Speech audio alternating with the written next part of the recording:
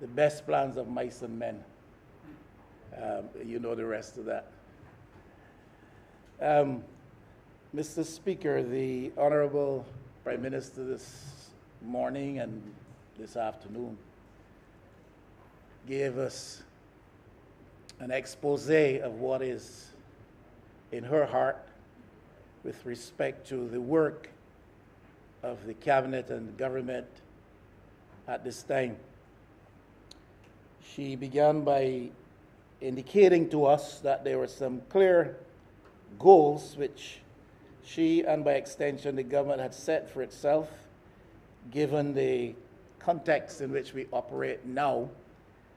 That included the intention to protect the most vulnerable at all costs, and to have government step up to the plate in the absence of private sector economic activity, and by its capital works program spur on employment in the spur capital works projects through the public sector in order to generate employment. She underscored the importance of enhancing competitiveness with the aim in mind of ensuring equitable growth that includes growth in the numbers of people employed and their ability, therefore, to have a spend in the economy which would have the obvious ripple effect across the economy. Those are laudable goals and not to be scoffed at. I do query, though, the evidence with respect to necessarily doing the best that it can to protect the vulnerable, and also the whole issue of equitable growth that generates employment in Barbados at this time. She also set her presentation against the backdrop of what government has been able to do since coming to office in 2018 with respect to managing its debt in particular. And perhaps that is where I would want to start. She did insist that we did not borrow in 2018 and that government should be lauded for that. I wonder if it is not nearer to the truth or the fuller truth in that government was not in a position to borrow, and not necessarily that out of a policy perspective it was not disposed to borrowing. Because I don't know that the Barbados of 2018 would have found any commercial entity anywhere that would lend its money to Barbados. I don't know that government, in the context of pursuing an IMF extended fund facility program, was in a position to borrow outside of that which came at the hands of the IMF itself at that early moment in proceedings. So I think it is nearer the truth to say that the government of Barbados could not borrow, and not that through policy prudence determined that it would not borrow at the time. Now, there are some significant realities revolving around the issue of debt and debt management in Barbados. You have a $2+ billion revenue intake projected.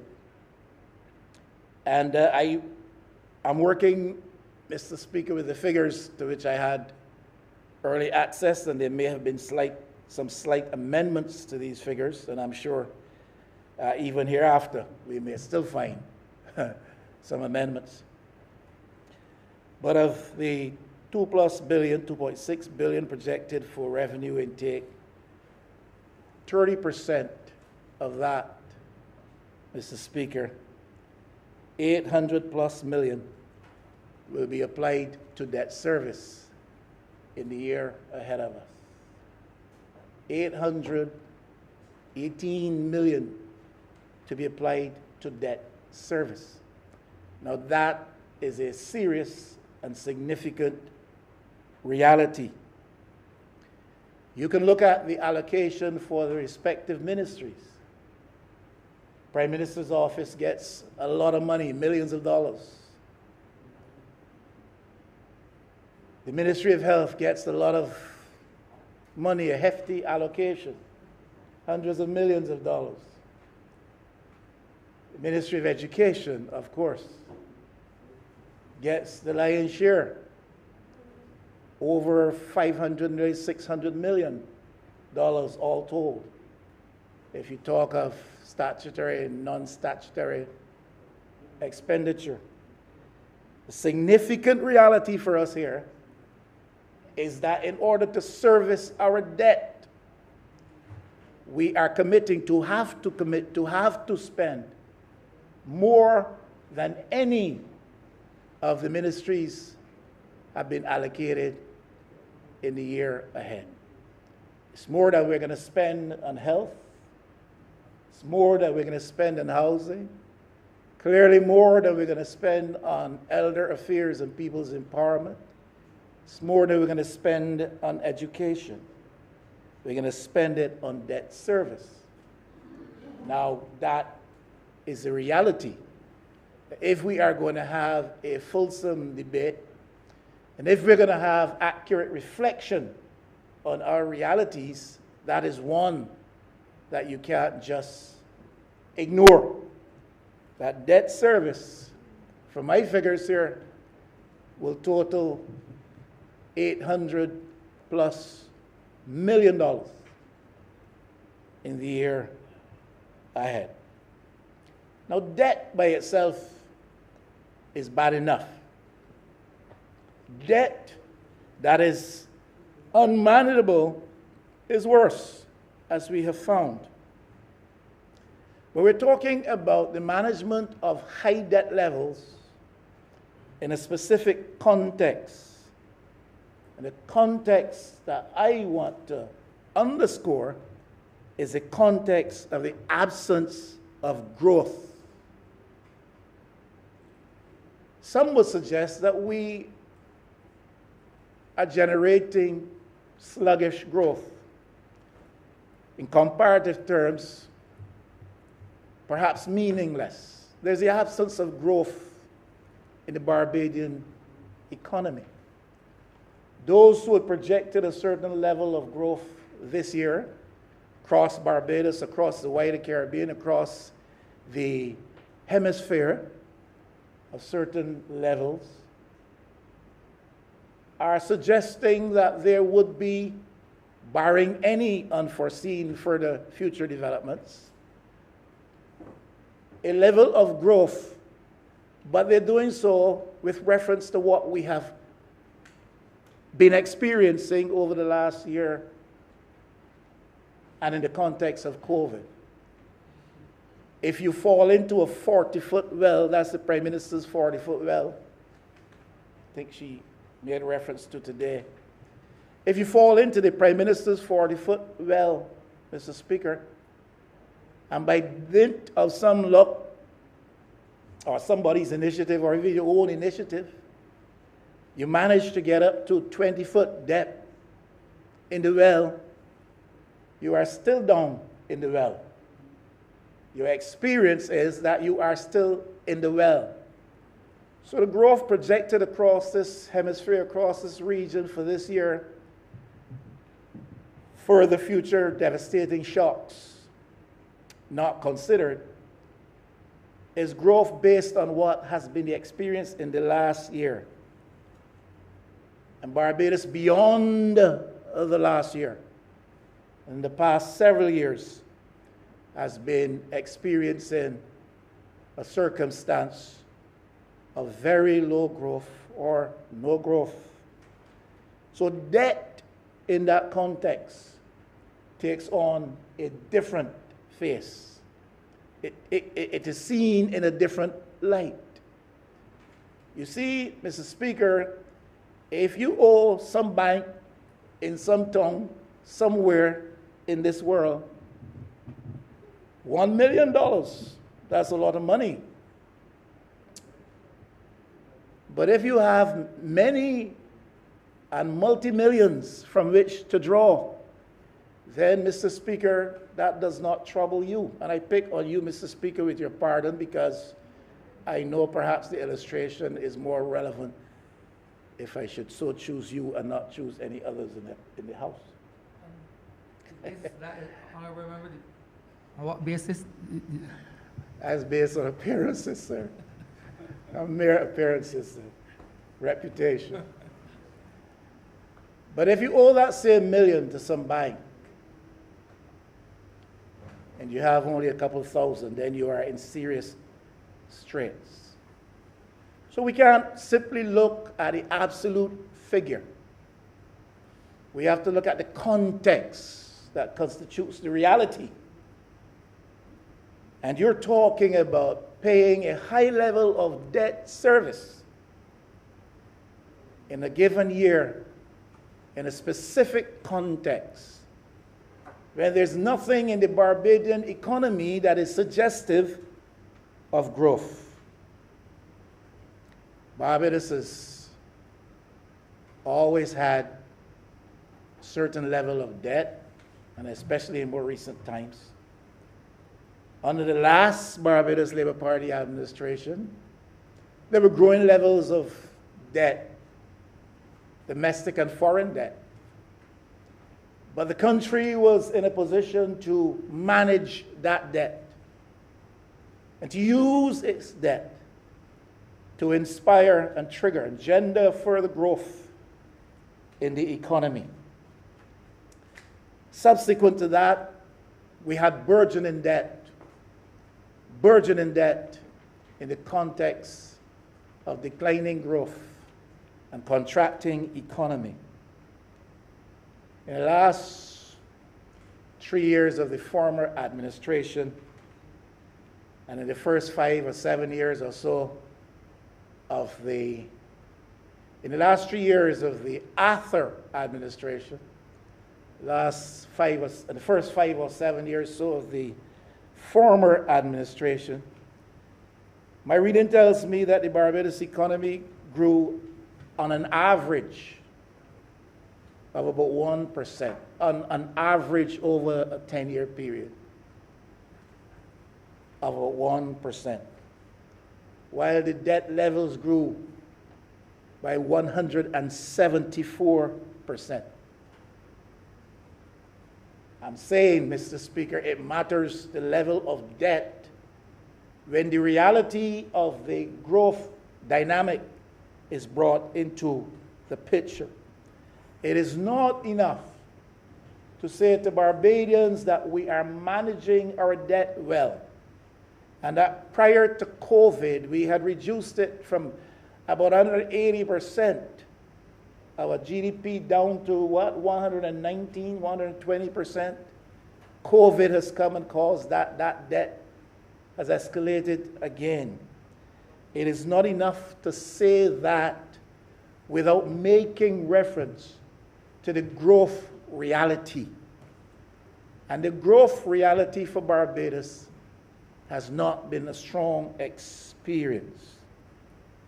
Part of the context in which debt levels and debt management must be considered, Mr. Speaker, is the fact, the reality, that there are generations behind us that will have to repay the debts which now this government, this country at this time creates. They will have to pay, Mr. Speaker, against a backdrop where there's no certainty of job opportunity. No certainty of job opportunity. And that was prior to COVID. COVID has exacerbated the situation. No certainty of job opportunity for these young people behind us when they come to the doors of the job market. There is the issue of suitability of employment. We, even at this moment, and again before COVID, had a situation where People are graduating out of our tertiary level institutions with fine qualifications, Mr. Speaker, but not an opportunity to find a job that matches those qualifications. So we're creating debt for people behind us. Some of them are offspring who tomorrow, in the medium term and in the distant context, will have to repay this debt.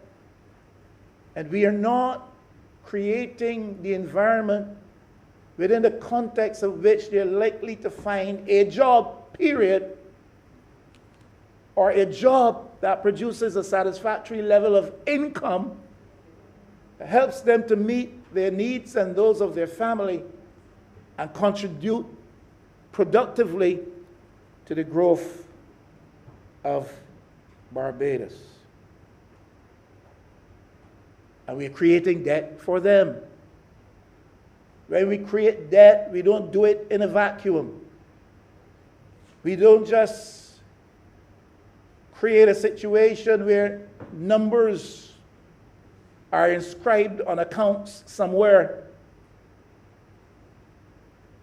and there's a formula for repayment worked out between creditor and debtor, and that's it.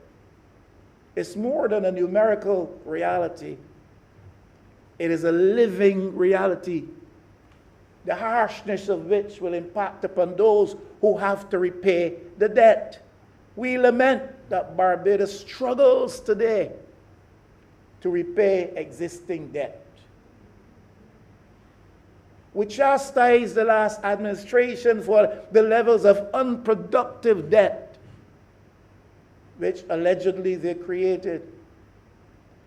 But we do the same thing against that backdrop, that reality, that those who come behind us have to repay. And that's all right if, in having created that debt, we have used that debt to facilitate a space, an environment in which they're going to find employment, meaningful, gainful employment, and therefore will be empowered not only to repay that debt, but to make a life for themselves and family and contribute productively to the Barbados economy.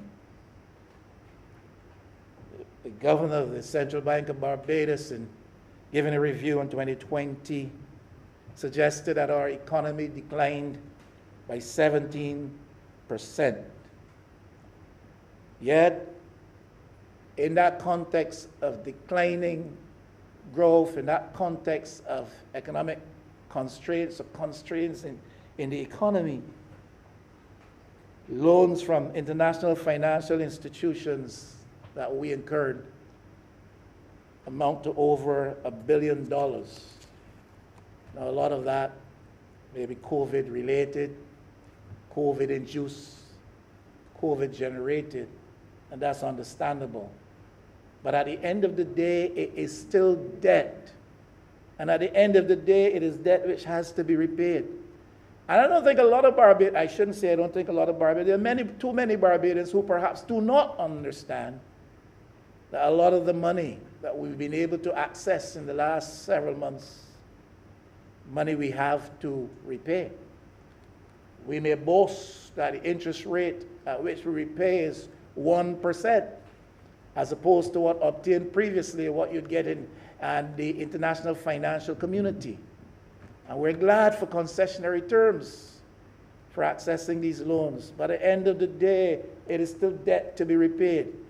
800 plus million in debt service in this year, more than any allocation to any of the ministries. So the fuller story on the issue of debt has to be told. It's not sufficient to say we were managing well, we reduced the debt level, we had to incur fresh debt because of COVID. We've incurred debt at significantly low interest rates. All that is true, but you have to give the fuller context so that those of us who look on, who are not part of the decisions necessarily, are made aware that we have to repay, our offspring must repay it out of a circumstance where that job may not be there, or that job may be there in a context where it does not pay me enough, or even if its pay levels seem to be reasonable, then the cost of living, taxation, cost of living is such that my disposable income is significantly reduced or altogether obliterated. A fuller picture has to be given. I've said before and I say it again, and I think it is true. I think the government has been engaged, is still to some extent engaged, in constructing a survivalist platform rather than a launch pad for growth. And there are some who, in defense of that posture, may suggest it is absolutely necessary lest the country go under, such that we are in a position to provide a safety net for folks and at least sustain life in the Barbados economy. But I think that the government came to office representing to the people of Barbados that in its view the prior 10 years were years of stagnancy, stagnation, and all of the rest. All of the rest. And that it was positioned, if given the opportunity, to lead us into an era of growth. Can't simply make the excuse that COVID has stopped us in our tracks. Because prior to COVID, what we were doing is constructing a survivalist platform rather than a launch pad for growth. My numbers suggest to me that we're spending $20-odd million more in the year ahead than would have been spent in the last year. But we're doing this against a fall off of $1.4 billion in the economy. Now, a few million more in the context or against the backdrop of a fall off of $1.4 billion begs the question as to whether or not that is enough. Is it enough to spur growth? Is it enough to spur meaningful growth? And if you look at the estimates, is the spending being strategically allocated, bearing in mind the context in which we now operate?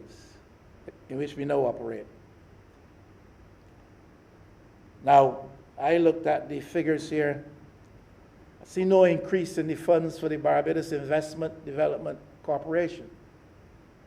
We're talking about thrust in international business. We're talking about penetrating markets. We're talking about securing new, fresh, more viable investment initiatives, but no significant increase in the funds allocated to the Barbados Investment Development Corporation. And in these very estimates debates, we have heard in loud terms as to what is anticipated at the hands of the BIDC, but no substantial increase in funding to the entity.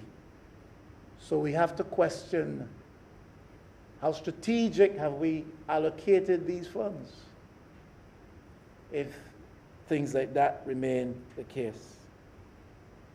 Now, I think insofar as the creative economy that operates out of the Prime Minister's office is an allocation of $260,000. $260,000, and Mr. Speaker, if my figures differ from yours, you'll pardon me, because you know how these errors get into these documents, and we can't sometimes keep it with these documents. And may I say, there are always errors in estimates. But Mr. Speaker, I have found this year it has been atrocious. The level of error that is in these numbers. Huge errors. Numbers don't add up. Make no sense. But that's another story for another decade. But my numbers suggest $260,000 to the Ministry of Creative Economy, led by my honorable friend out of St. Philip West, located now in the Prime Minister's office. And that, despite the fact that we need to have, to define, to discover, to develop new areas of enterprise. We have said that we've got to change the strategic direction of the Barbados economy and enhance our efforts to generate growth, build out the economy, export products and services, encourage entrepreneurship and a spirit of industry among our very creative and talented minds. A Ministry of the Creative Economy, $260,000, despite the fact that we need to find these new areas of endeavor and enterprise. And against the backdrop that this sector is generating about $4 to almost $5 trillion globally, Mr. Speaker. Mr. Speaker, $4 to $5 trillion globally generated by this sector, a very important sector, an area of public endeavor led by my honorable friend. 260,000. So you question as to how strategic we have been in allocating these funds. 11 million or so to the BIDC, 260,000 to a sector that generates globally almost 5 trillion, not million, not billion. Mr. Speaker, to use the Prime Minister's words, we are not talking as children when we talk trillion. There's enough, and then enough money. Kind of figures, Mr. Speaker, that it is hard to deal with in mathematical terms. But 260,000 in an industry area that generates almost 5 trillion. So you ask yourself, how serious are we about helping to develop the talents of our creative minds? How serious are we about the business of building the entrepreneurial spirit in Barbados? How serious are we when we speak of pride and industry? How serious are we about our young people? How serious are we about the understanding of which we boast relative to the use and availability, access to technology? How serious are we? How prudent are we? And if we spend money, we should spend it as wisely as possible. And if you are affording my honorable friend only $260,000 to perform in the context of a nation of young people filled with hope and aspiration, and a global economy, the sector of which is not 5 trillion, $4.5 trillion. How serious are we? So these are growth-related issues that we are talking about. Now, the Prime Minister, with respect to talking about how the economy was performing, made reference to this BOSS, BOSS initiative, this BOSS program. Now, I remember the mouth of the government touting very loudly, especially as it spoke from Christchurch East Central and St. Michael South Central, that this initiative on the part of the government was receiving extraordinary levels of support from public servants in Barbados, who saw the opportunity to invest and get returns, and invest at high interest rates, comparatively speaking, and get significant returns. And I remember hearing 95% of public servants are interested in these bonds. And that we had a meeting with public servants, and almost everybody in the room, bar none, was highly appreciative of this program and wanted to benefit from this scheme, this BOSS, BOSS program. I questioned that then. It was scoffed at, as is the custom.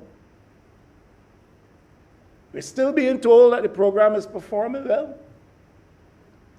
The program is performing well perhaps because government is getting what it seeks to get, well, not all, but getting a measure, a fair measure of what it seeks to get in the first place from the program to go towards its capital works program, hopefully, which would generate employment. Truth of the matter is, public servants have not seen this as attractive. Public servants in large numbers have not bought into this program. They've shunned this program. The majority of these bonds are now being bought or sold on the secondary market. People with money are benefiting from this, as I predicted, as was said by others. People with money who were not the intended targets, ostensibly, are benefiting from this. And that is what we are hearing. Prime Minister says it's about $4.5 million or so dollars per month over this 18-month program. We are now at 4.5. I think that's what the Honorable Prime Minister said. My research suggests it's closer to 3.5. And that the majority of this goes, like I said, to persons in the secondary market who were not the intended target. And the public servants have been shunning this.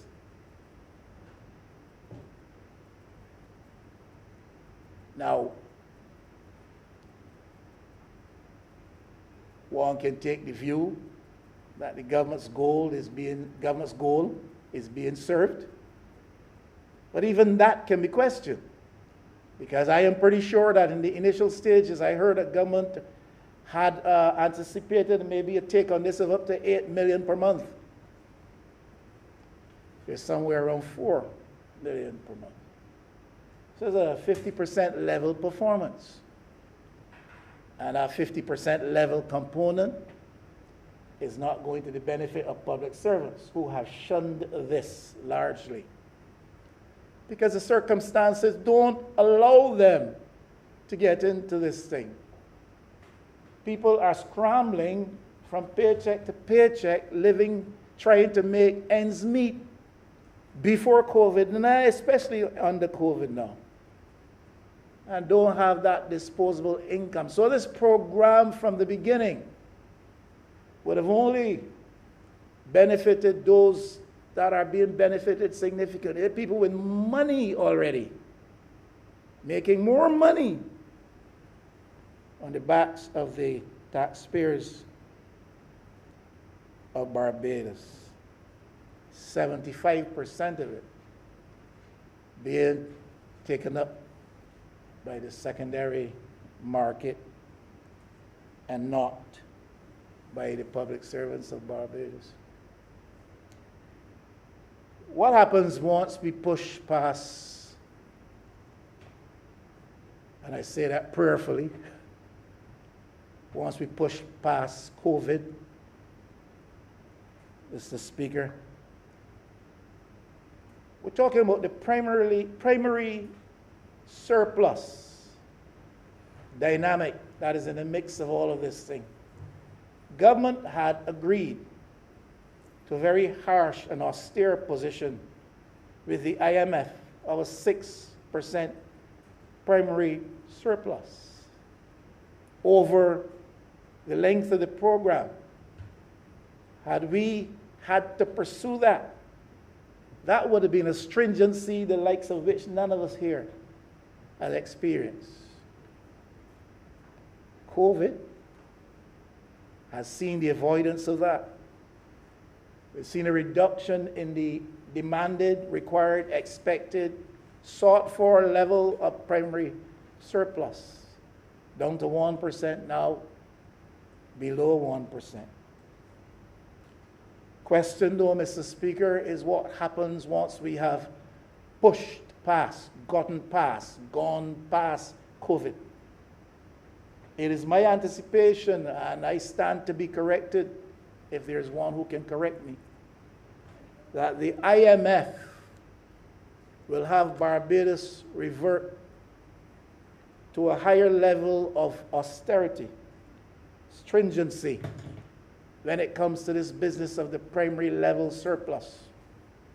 Now, once we get past COVID, it can be 1% or less than 1%. But we have to get back to this originally agreed to level of 6% at some stage, unless there's somebody who can show me a commitment on the part of the International Monetary Fund that that will not be the case. Then I think I should conclude that we have to go back there. And I say that because, Mr. Speaker, if we have to go back there, it has implications for the levels of expenditure that we can incur and in which we can engage. And that has implications for the program projected by the government today.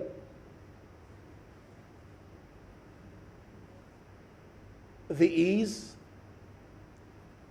with which we are now acquainted in terms of the level of primary surplus demanded of us is not necessarily the experience or the reality of tomorrow. And therefore, that which we project must take cognizance of that. We are in a very dynamic world. Dynamic realities obtaining all around us. And we will have to revert to higher levels of primary surplus, I anticipate, while at the same time being constrained, obviously, in terms of our borrowing, and while at the same time having to repay much of which we have borrowed up until now. So when we talk about debt realities, and we talk about growth dynamics, growth realities, there's some major considerations that we have to take on board. It is all right to say that the government plans to do this, the government plans to do that, and we accept on face value that the government plans to do these things. But the reality is, what can you achieve given the constraints? And in terms of how you have allocated your immediate spending, have you taken cognizance of those realities and what they imply. We are yet, Mr. Speaker, for instance, to do restructuring at the level of several of the state-owned enterprises in Barbados, as far as I understand it. That is a serious requirement under the IMF program to which we are party. And COVID may have caused some pause on some things. And COVID may have caused that a fuller eye be cast on some matters as opposed to others. But as far as I understand, as far as I know, the National Monetary Fund is still demanding of this country that we have serious restructure among our state-owned enterprises. And that is a job yet to be fully undertaken. And that has implications for how we go forward. Now, Mr. Speaker, let me say a word on the business of agriculture, and I really would hope my honorable friend from St. Philip South would be here, because I don't want to say anything which becomes the subject of hearsay for him. But I don't see him at this moment. But let me speak on agriculture. And Mr. Speaker, public discussion, media debate by means of articles and editorials in Barbados relating to agriculture, in my view, should be focused on several very important things. How do we reduce our significantly high level of food import costs? Food import bill, what, $600, $700 million? A high.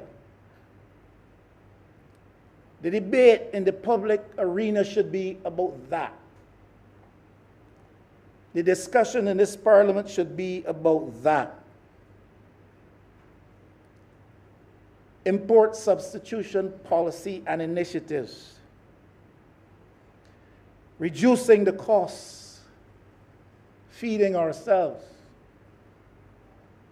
Creating food security. In fact, beyond food security, give me the bottle over there. Beyond food security, in fact, food sovereignty. The debate should be about that. The debate should be in the society, in this parliament, in the media, about resuscitating agriculture to move us beyond the point of being a one-pillar economy. The evidence of our COVID experience suggests clearly, if we didn't know it before, that Barbados had become a one-legged economy, a one-pillar economy. We should be discussing in this parliament and in the public arena, and it should be the focus of the media articles and editorials. How do we resuscitate the agriculture sector and move us away from being a one-pillar economy?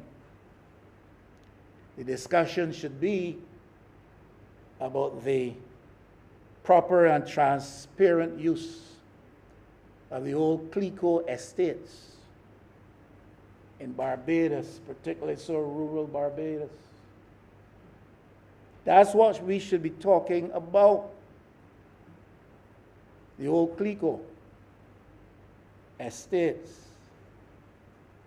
How do we get idle agricultural lands back into food production? Barbados is growing so much grass that's not being used for anything. It's bush. And I understand the honorable member for Christchurch West when he says there are no idle lands in Barbados. But I also know that there are lands lying idle, growing bush, growing grass, that used to grow food We should be talking about that. The discussion should be about diversifying the sector such that we get into new forms of agribusiness that may be more appealing and more attractive to our young people and to a new cadre of that constitutes a new farming community, farming element, and developing businesses in such a way as that we can change the profile of the sector, making it better. That's what the discussion should be about in here, out there, in the media, both the traditional media and the social media.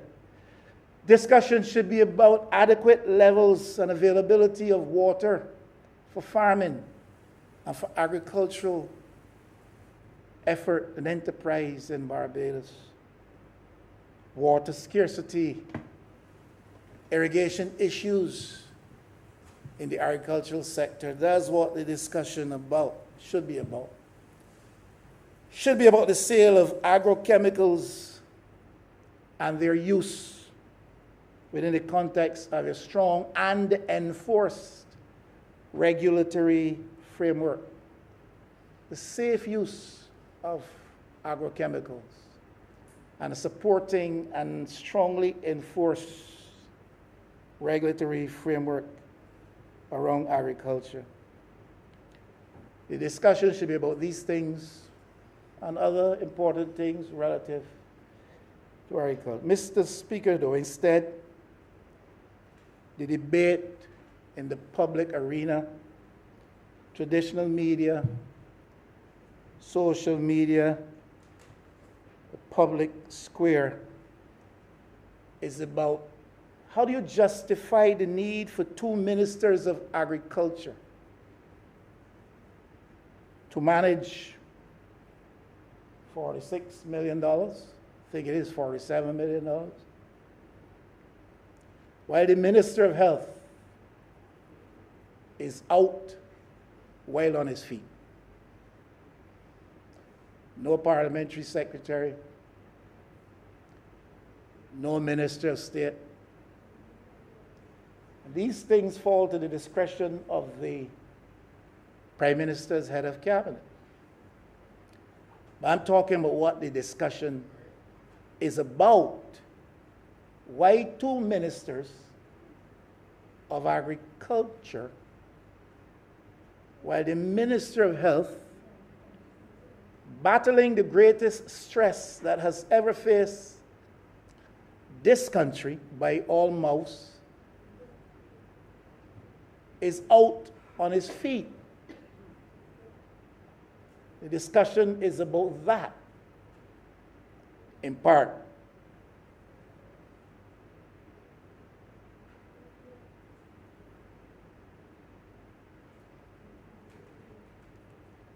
The discussion, rather than being about the incorporation of technology into the agricultural sector, is about the circumstances under which people are resigning, the circumstances under which people are being dismissed within the bowels of this ministry, entities under the purview of this ministry. This is subject of discussion. Who has resigned?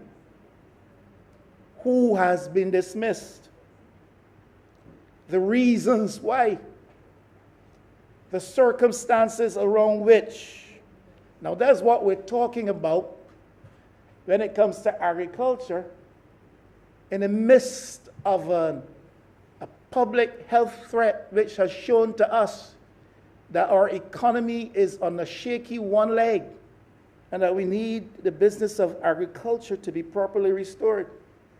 We are forced to talk about who resigned or who was fired. Why Mr. So resigned then? Why is Mr. So being dismissed now? And this and the next. The discussion ought to be about those very important things I mentioned earlier. Rather than that, the discussion is about why an individual is being paid by check $7,000. Is it justified? Should she be paid? How she got the job in the first place? Who is her benefactor? Who sent her for the job? Who authorized the check to be issued? Which member of the board personally wanted or did collect the check? Hey, this is what the discussion in agriculture right now is about in Barbados. Not about necessarily scaling up production. We may mention that once or twice. Not necessarily diversification, not necessarily new employment efforts, not necessarily building institutional capacity. No. It's about some lady that gets a check for $7,000 who was fired for whatever reason and who was entitled to $7,000 by somebody say so. And the question as to who picks up the check and who drops it off, that's Barbados in 2021 and the business of agriculture.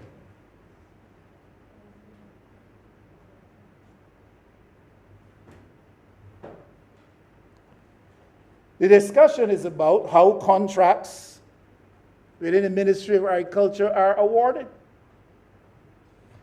Now, one might say that this is true across several ministries, and we have talked about the cost to the public purse of these contracts, and I have not heard any statement yet to justify the level of money expended in relation to contracts in Barbados. I have heard feeble attempts to assert that we need the expertise to get the job done.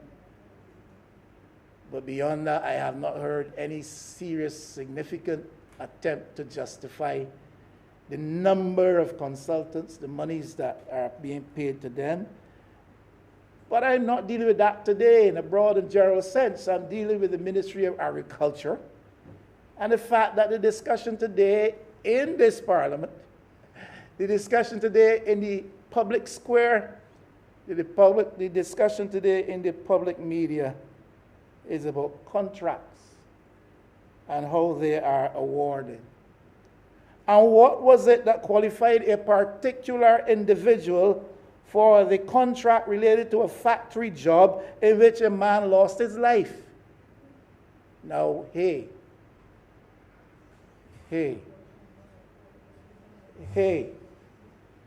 don't look at me as though this is news to you.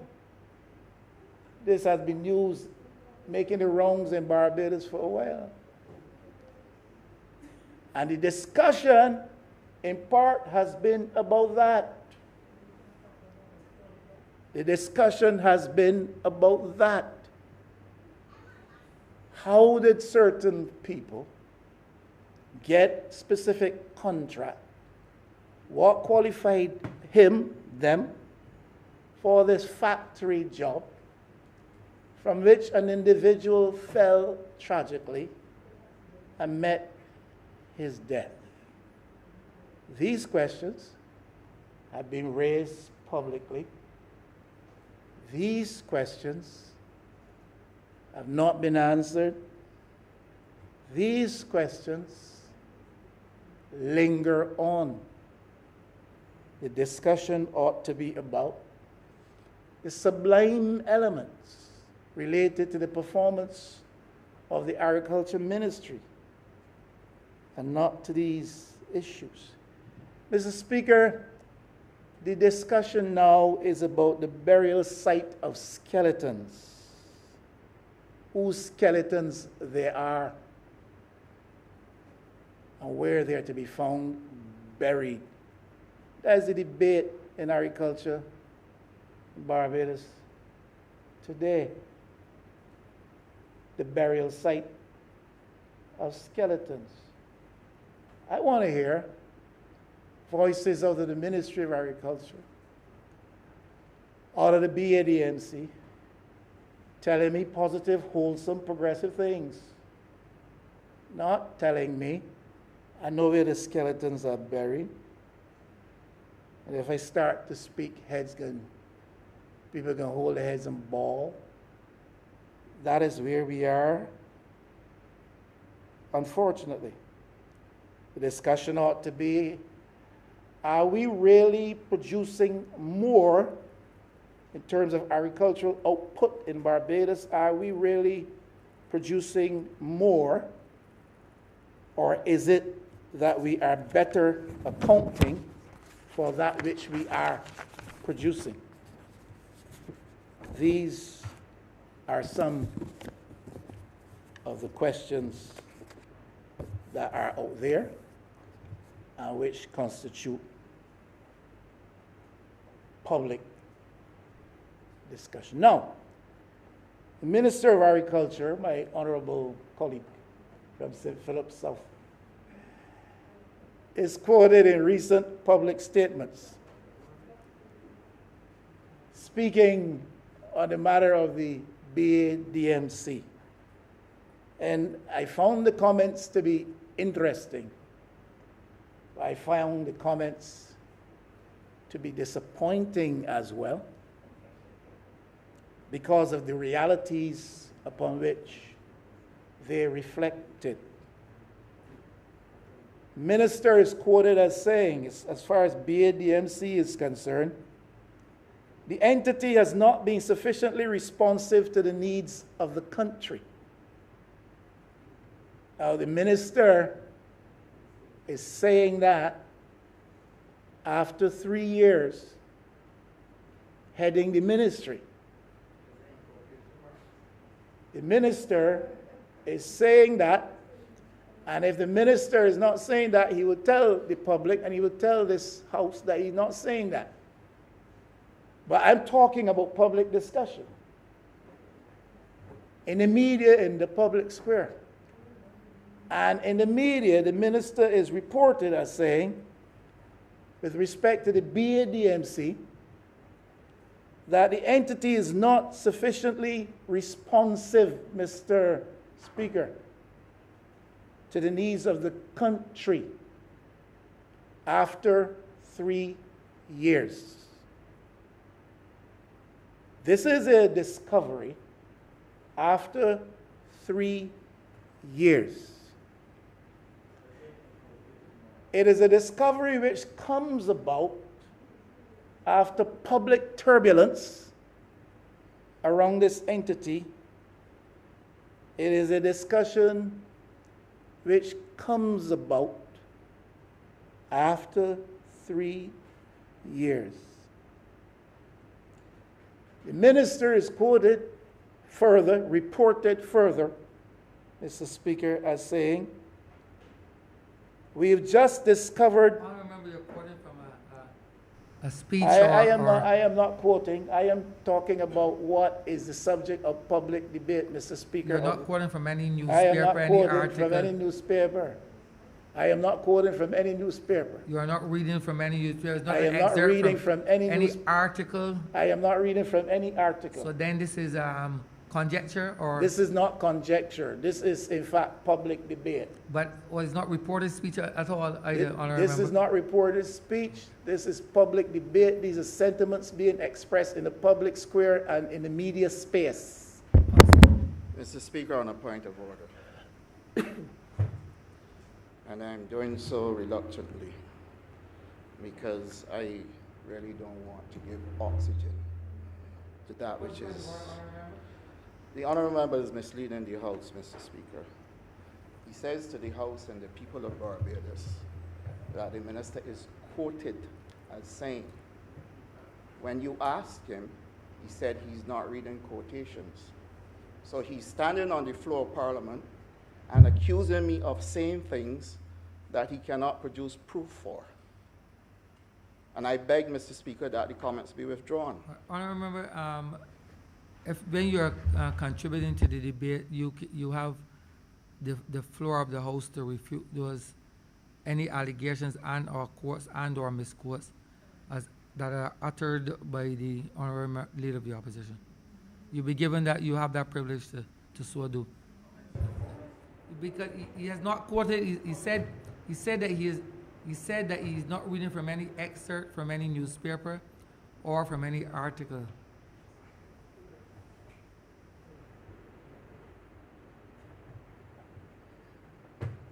Thank you, sir.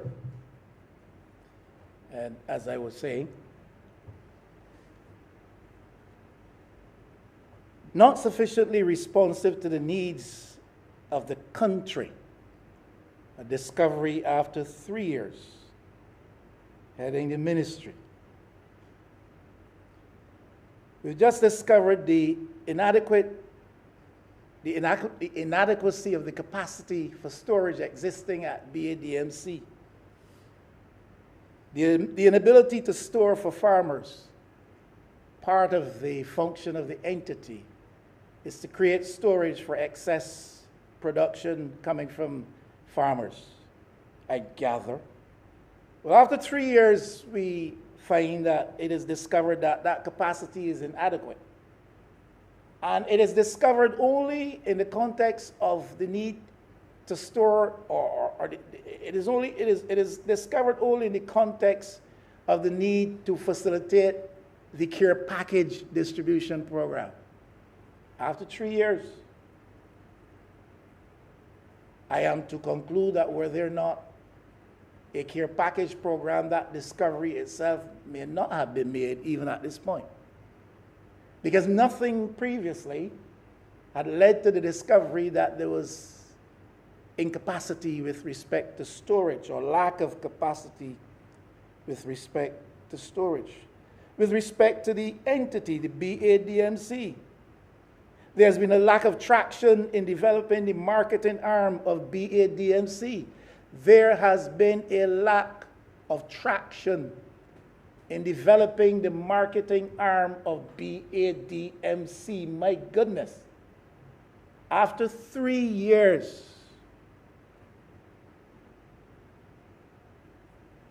and after how many months? 4 months? 2 ministers? We have now discovered there's a lack of traction in developing the marketing arm of the BADMC, which I presume is a priority function with respect to helping with the distribution of agricultural produce. We've now discovered as well, after 3 years, Mr. Speaker, no alacrity shown with respect to developing the feed program. Now, I'm shocked to hear that one,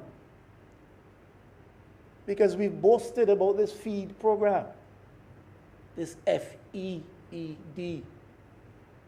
this empowerment program for young farmers.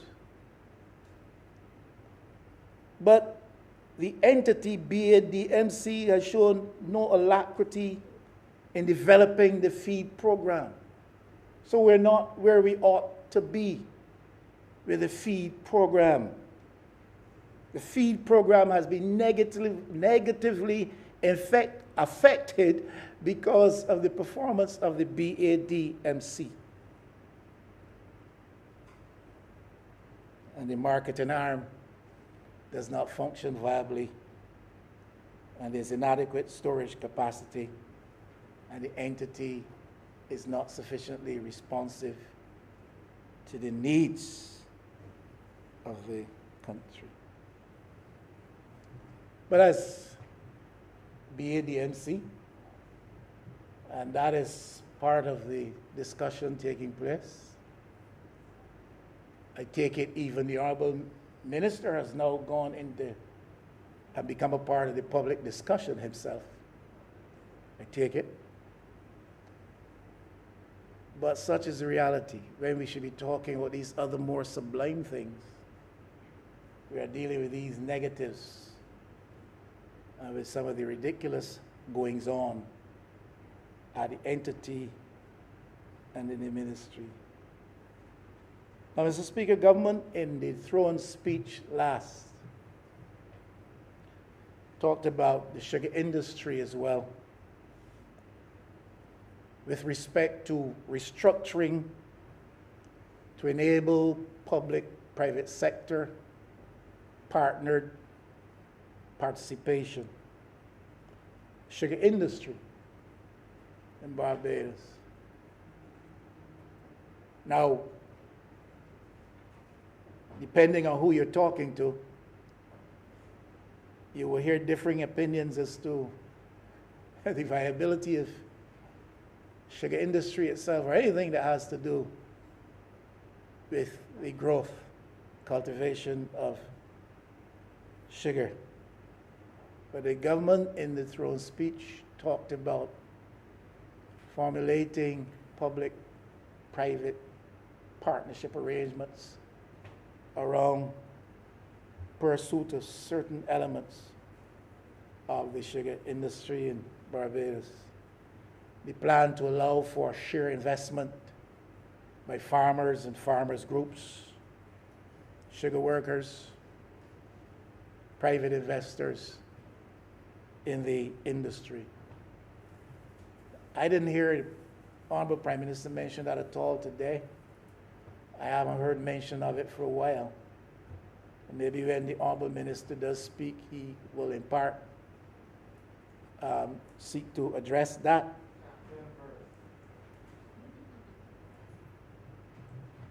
He will perhaps seek to address that when he does speak. But really, I don't know that there will be many people in Barbados who will go to a credit union or bank if they must needs do so to get money to invest in the sugar industry as we know it, as espoused, as alluded to in that throne speech. But I invite comment further on the matter from the minister if he so designs to do. Now, the matter of the marijuana industry in Barbados also engages the energies of the Ministry of Agriculture. Prime Minister sought to set it in a proper context and against relevant backdrop, underscoring perhaps the need to place an emphasis about a relationship with Canadian entities, transactions through Canadian banks as opposed to US because of certain federal law requirements or prohibitions. Those things are understood. But the truth of the matter is, I still think Barbadians need to be persuaded that they are going to be operating on anything other than the periphery of this industry. Now, I said in here, last time I got the opportunity to speak, my understanding was that there were 2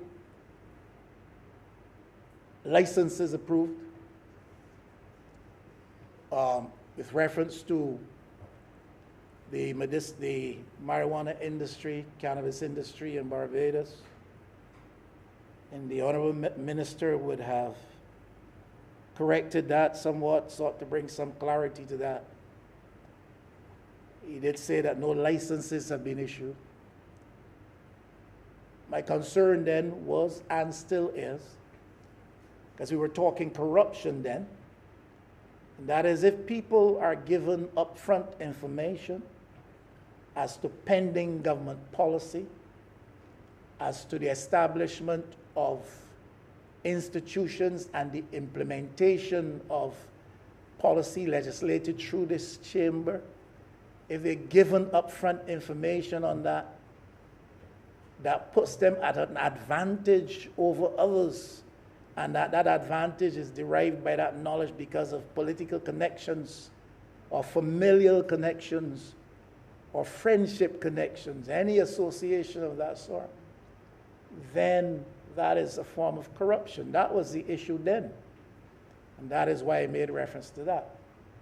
The minister sought to clarify, and I have to tell you, in the interest of full disclosure, that in private he said to me, licenses have not been issued. What the chief executive officer said, I think that's where her designation is, was that applications had been approved. The point stands that if applications have been approved because people were able to get ahead in the queue because of prior knowledge, then that is something over which I have some concern. Honorable Member for St. Philip South. Mr. Speaker, on a point of order, the honorable member is misleading the House. I said before, and I will repeat, there's an application process. And I know the honorable member long enough to know that he knows the difference between process and approval. People have applied for licenses because the medicinal cannabis industry was launched on the 18th of January. It has attracted several applications of various types, majority of which are Barbadians. No application has been approved. Of the applications that were received, 98% of them are still in what you call draft, meaning that they are being read, people are asking for information, they want to know where is the next step, those kind of things. 2 applications have been received in full, none have been approved.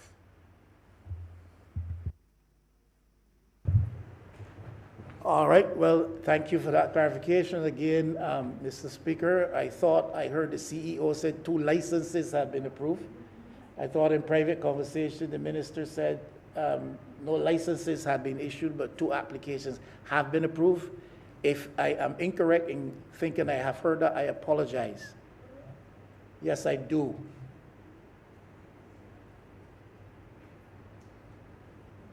Continue, Honorable Member. Yeah. Mr. Speaker, so we're talking about the marijuana industry that falls under the purview of the Ministry of Agriculture.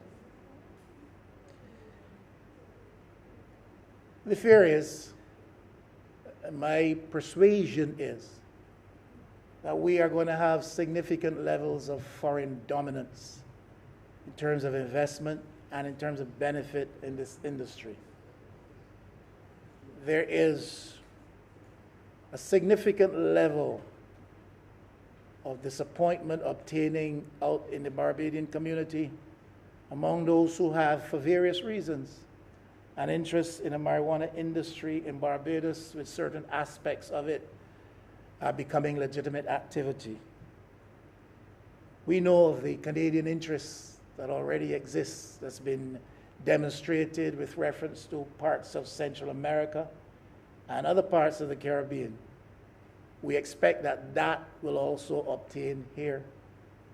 I'm simply saying that once again, just as we did perhaps with sugar, we will see a situation where Barbadians are drawers of water and hewers of wood with respect to this industry and have to operate on the periphery of the industry. It will be foreign dominated in terms of investments and therefore its benefits. And the chances are that much of that generated foreign revenue will not end up at the disposal of the Barbados economy. Now, you can dismiss that and say that that doesn't matter. But the thing is, we are have shifted from sugar. The thing is that there has been nothing significantly of interest that have excited people in the agricultural sector, perhaps to the extent that this new venture has. And I am warning against the pushback gendered by the measure of disappointment which will be experienced when this sector does not deliver for this country what we anticipate that it will, and when that it leaves Barbadians again on the periphery of what we call a new sector. But I have troubled the spirit of the Minister of Agriculture enough for one day, and I will leave the rest for another occasion when at your leave I may proceed further, Mr. Speaker. Now, labor, social partnership relations. Labor and social partnership relations. I still cannot believe, and I am sure that you are as dumbfounded as I am, Mr. Speaker, that a Minister of Labor will come to this honorable House to debate the estimates and not know what the unemployment rate is. That is mystifying. That is mystifying. Don't tell me the statistical department does this analysis and keeps these records. Don't tell me other entities in government are much closer to this information than you are. If you are a Minister of Labor and the Honorable Member of St. James Central shows by his agreement with me that he understands what I'm saying. Sir, on a point of order, sir, the honorable member must not do those things. I have said nothing in this house. So you cannot therefore I speak therefore for- cannot have shown any agreement of So you anything. therefore cannot speak on your behalf. No, sir, he You must can not. speak on your He own knows behalf. better, sir. Point taken. He looking for friends. Thank you, Mr. Speaker. I'm not speaking on the honorable member's behalf. I'm speaking on my own behalf. I'm simply saying I can see clear signs of his agreement with me. And that's all I'm saying. And I can. And were he Minister of Labor, he, the honorable member of St. James Central, would never come to this house. He may come and not know, but he would never say to anybody here in public hearing, I don't know. Because you have to prepare for when you come. And you can't come in a situation of high unemployment in Barbados when there has been this clearly expressed uncertainty on this issue, when questions have come and ranged from far and wide on the matter. You have a governor of the central bank speaking to elevated levels. We have people speaking with reference to the number of claims on the NIS. But Barbadians are accustomed to being told that the unemployment rate is X percent or Y percent. The Honorable Minister of Labor came here and told us he didn't know. I only mention that, Mr. Speaker, because I'm struggling to get past it. And I can't.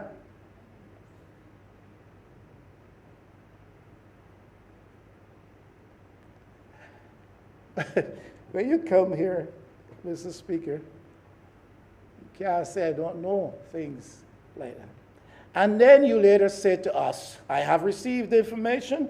These informations are compiled by the statistical department, and the unemployment rate 13%. Now look, now the Honorable Minister was not making that statement. The Honorable Minister was saying it's the information that's come to me. So I am saying that I don't believe that information. I'm saying, Mr. Speaker, I don't believe that there are many people in Barbados who believe that the unemployment rate is 13%. If you tell me that the unemployment rate in Barbados is less now than it was at the height of economic failure or economic malperformance under the Erskine Sandiford administration in the 1990s, then I'm astounded. If you tell me the unemployment rate now is lower than it was during that period, when you say to me that we're facing the worst experience that we have seen ever in our history, that the world is now facing an experience, the world upon which we depend, upon which our economy depends, is now facing an experience worse than anything since the 1940s war. You're telling me, with the total shutdown, of the tourism sector, you're telling me that we have a better unemployment rate than we did in the 1990s? 13%. I have to see how that was arrived at. I have to see how we're doing the counting. You know, we can put people back to work for 2 days and 3 days and count them among the employed. Well, I suppose they're employed. But you do that, you don't tell the full and true story. You can take people out of that group of people, that community of people who are actually actively seeking, who have stopped actively seeking employment. So they're registering as not seeking any employment. Or we can put them into all kinds of established groupings. You know, just to name one, and I'm not suggesting anything negative about the Youth Advanced Corps, or whether it's the Sea Cadets program. But you can put people in various programs, and by that means take them out of the labor market numbers. These are techniques that people use. The bottom line is, Mr. Speaker, you will have to convince me, with 40,000 plus people losing their jobs, especially in one sector or related to one sector in the last several months, you have to tell me that the unemployment rate is down to 13%.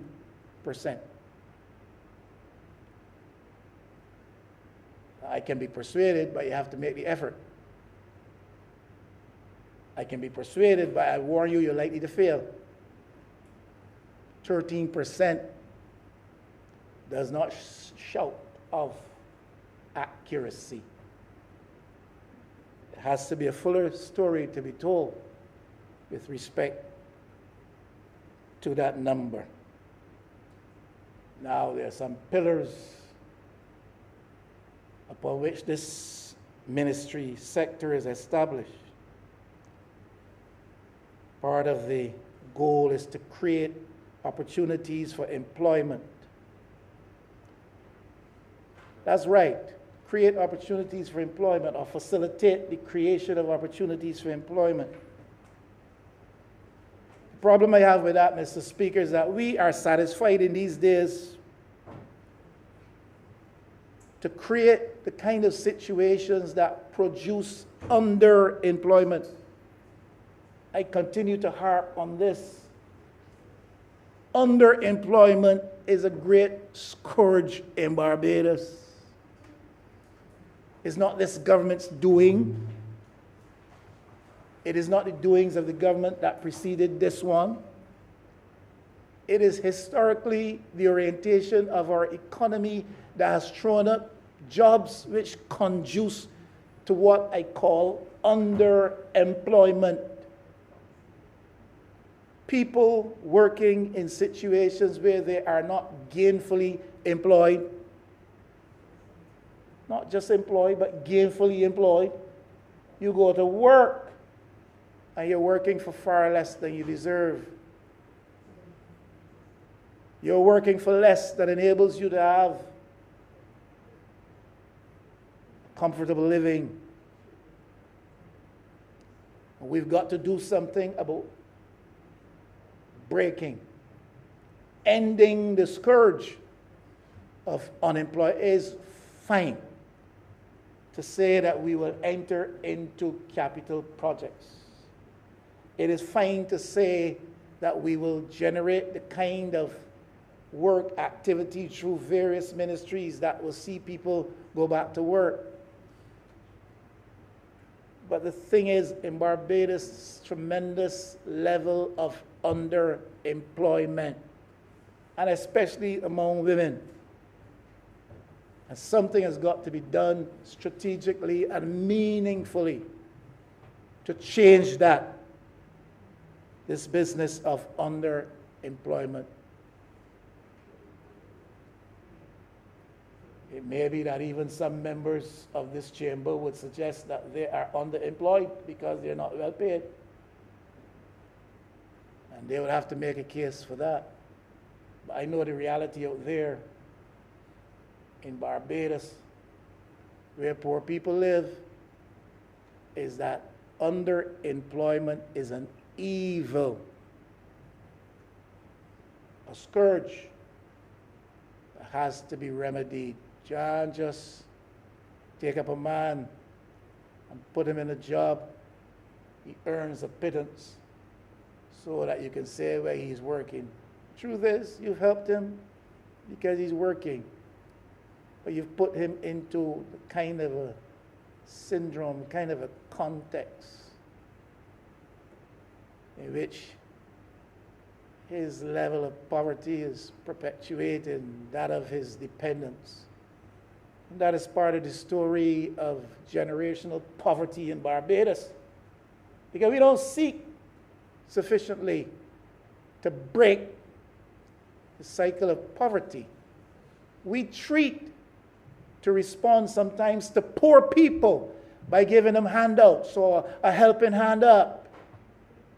But we don't treat to break the cycle of poverty among poor people in Barbados. It's not enough to create employment opportunity. The goal must be to create meaningful employment chances.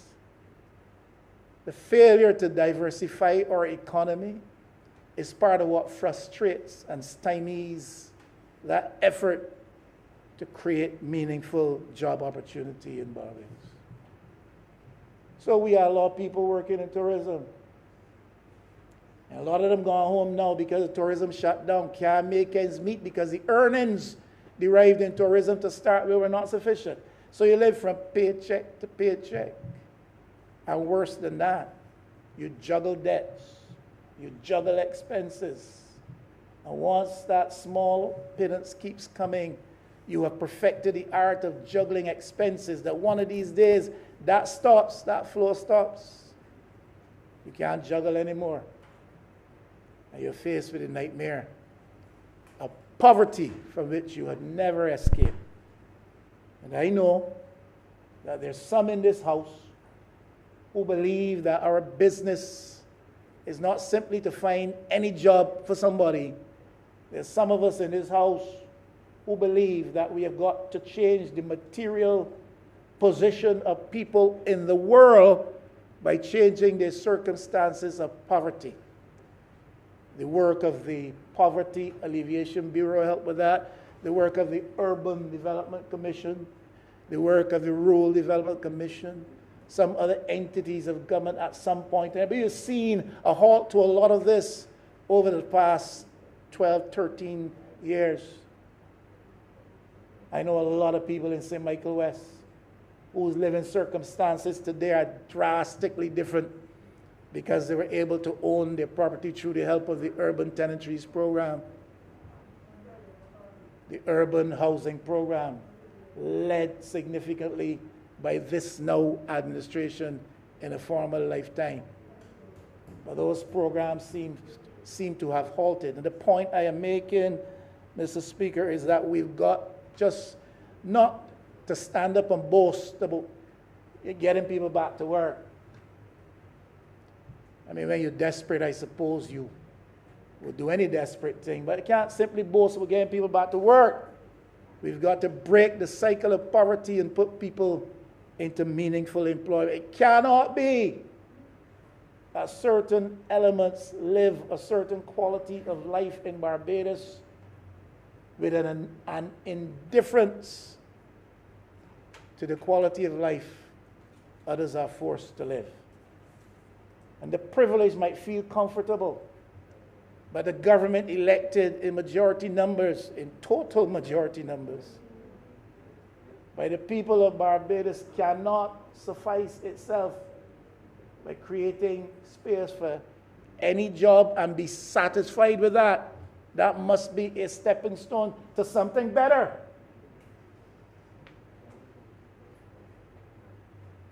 And that is what I'm talking about. Part of the philosophical pillar, the goals of this ministry is outlined as enhancing the labor supply in Barbados. And I just want to repeat that I am of the view that we need to do a better job in matching the produced labor skills in Barbados with the labor market demands and the goals of a national development agenda. At the tertiary level, that is an obvious problem. Tertiary level invested education that throws out all kinds of people whose qualifications and achievements do not necessarily relate to the demands of the labor market here, and whose skills and qualifications do not coincide with the interests of the national development goals. To me, part of the synergy that should be shaped between the Ministry of Labor and the Ministry of Education lies just here, in trying to ensure that we produce the kind of skills in labor, the kind of qualifications in the labor force that are in consonance with the national development goals and in consonance with the demands of the labor market. Too often, we find frivolous applications appearing in the media. This entity wants this skill and it has to be found and located abroad, because it can't be found and located here in Barbados. Many times that's not the case, but unfortunately sometimes, in some instances, it is the case. And all I'm saying is there must be a greater, if we're going to invest this much in education, must be a greater synergy, a greater correlation between what we produce for the labor market and what the labor market demands, and what we produce and who we qualify in terms of what the national development agenda goals suggested to us. If not, we're wasting many dollars in the very important area of education. I have said repeatedly, and I will keep on saying so, that we wisely invest in education in Barbados, but we do not necessarily invest wisely in education in Barbados.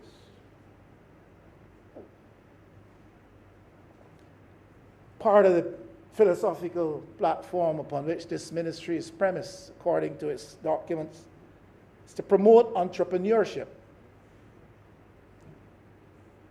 And therefore, I will continue to ask the question as to whether or not we do our best to provide those fiscal incentives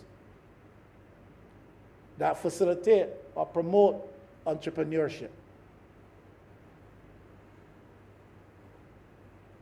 Entrepreneurship is a good word, a grand word. The impulse that is implied is a noble impulse. The goals pursued by such efforts are laudable goals. But it takes more than that. We have to provide a platform. We provide all kinds of incentives. Tourism sector, boom. Foreign investment coming to Barbados, boom. Incentives, concessions.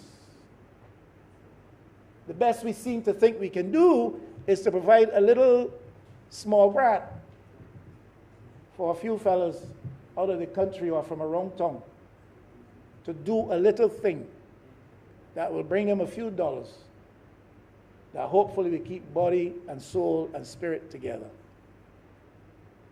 And I don't know that that is the best that we can do. And this government, I know we boast about what we've done with respect to tax in the corporate arena in Barbados and all of that. But truth be told, the taxation dynamic is counterproductive to the whole notion of facilitating small level, medium-sized level entrepreneurship in Barbados. Because tax policy places imposts on a lot of raw materials, on other inputs, on serious costs of services and supplies, such that small entrepreneurs are battling the boisterous winds and waves of turbulent currents. And they don't survive there. They go under there after a while. And I believe it is part of the responsibility of this ministry to make sure that this is improved. The business of the work relations climate in Barbados. And I know the ministers come close to agreement with me that things are not nice with respect to work relations in Barbados. I invite him to be further forthcoming with that which he says and make strong pronouncements, because the truth is there's too much an instance within which it can be clearly seen that capital is trying to unfair already disadvantaged labor in Barbados. So we can't hem and haw. We can't talk around it. We can't whisper it in silky tones. We've got to call a spade a spade. We got to do it, because this means that poor black boys, that community out of which we came, are being made to suffer at the hands of the selfish, sometimes the unscrupulous and uncaring elements in the private capital world of Barbados.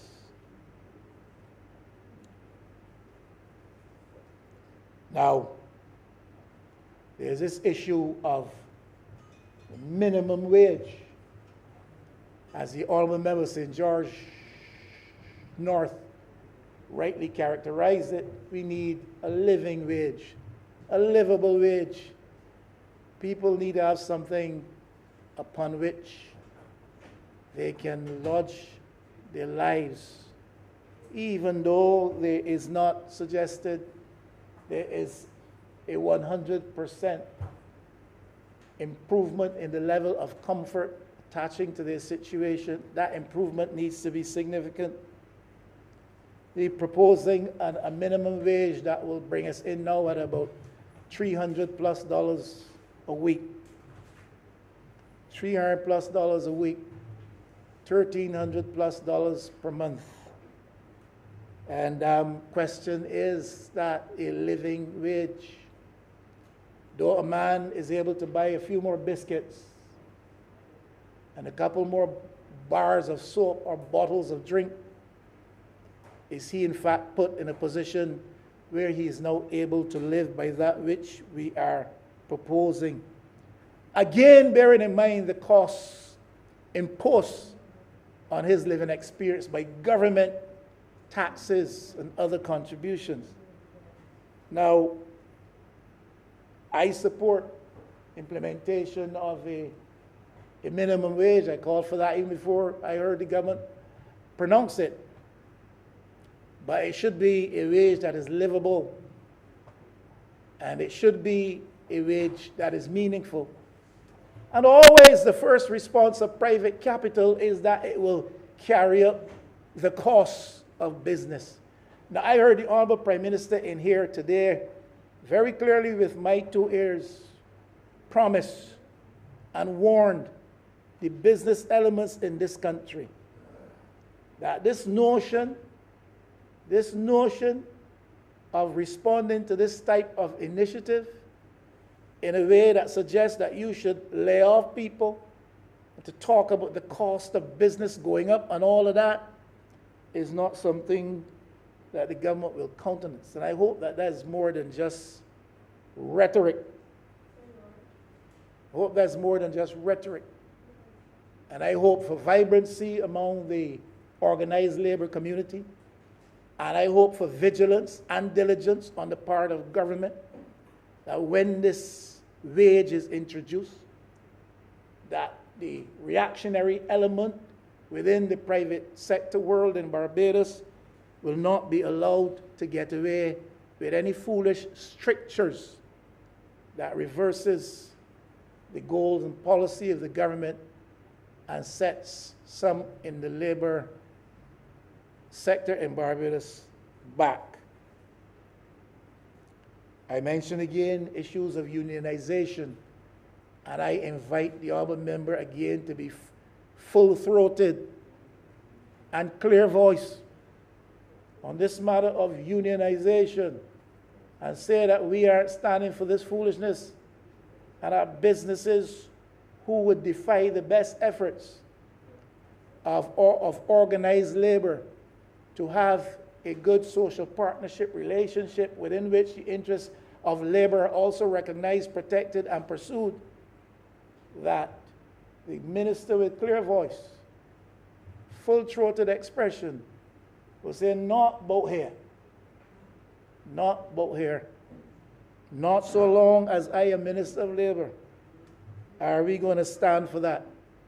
Because business people believe that in the context of high unemployment, they can do that. That's what I call capital dominance. Capital dominance gone wild among certain elements of private sector capital in Barbados.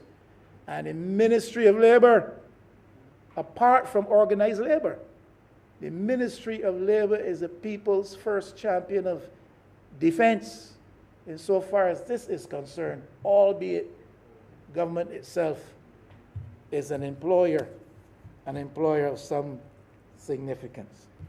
Please treat to the institutional capacity of the Employment's Right Tribunal. I heard the lamentations with respect to the capacity that is available to it, the resources that are available to it.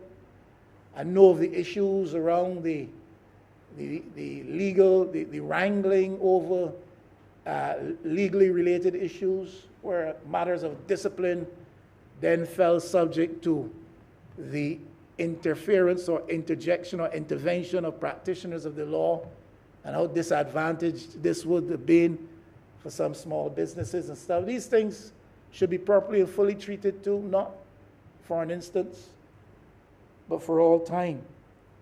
Matters of changes relative to contracts to be renewed.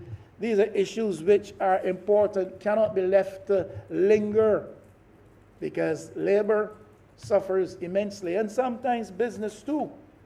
And these matters have to be dealt with, and dealt with forcefully, and dealt with well, and dealt with in the context of a proper regulatory frame.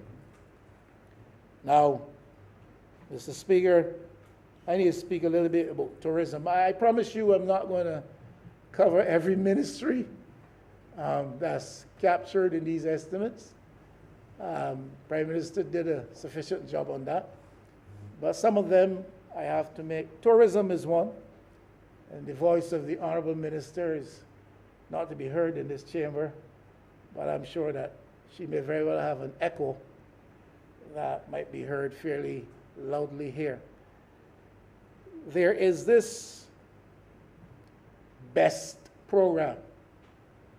You know, this Barbados Labour Party government likes to deal with the B's, the acronym, the BOSS, the BERT, and the BEST, and the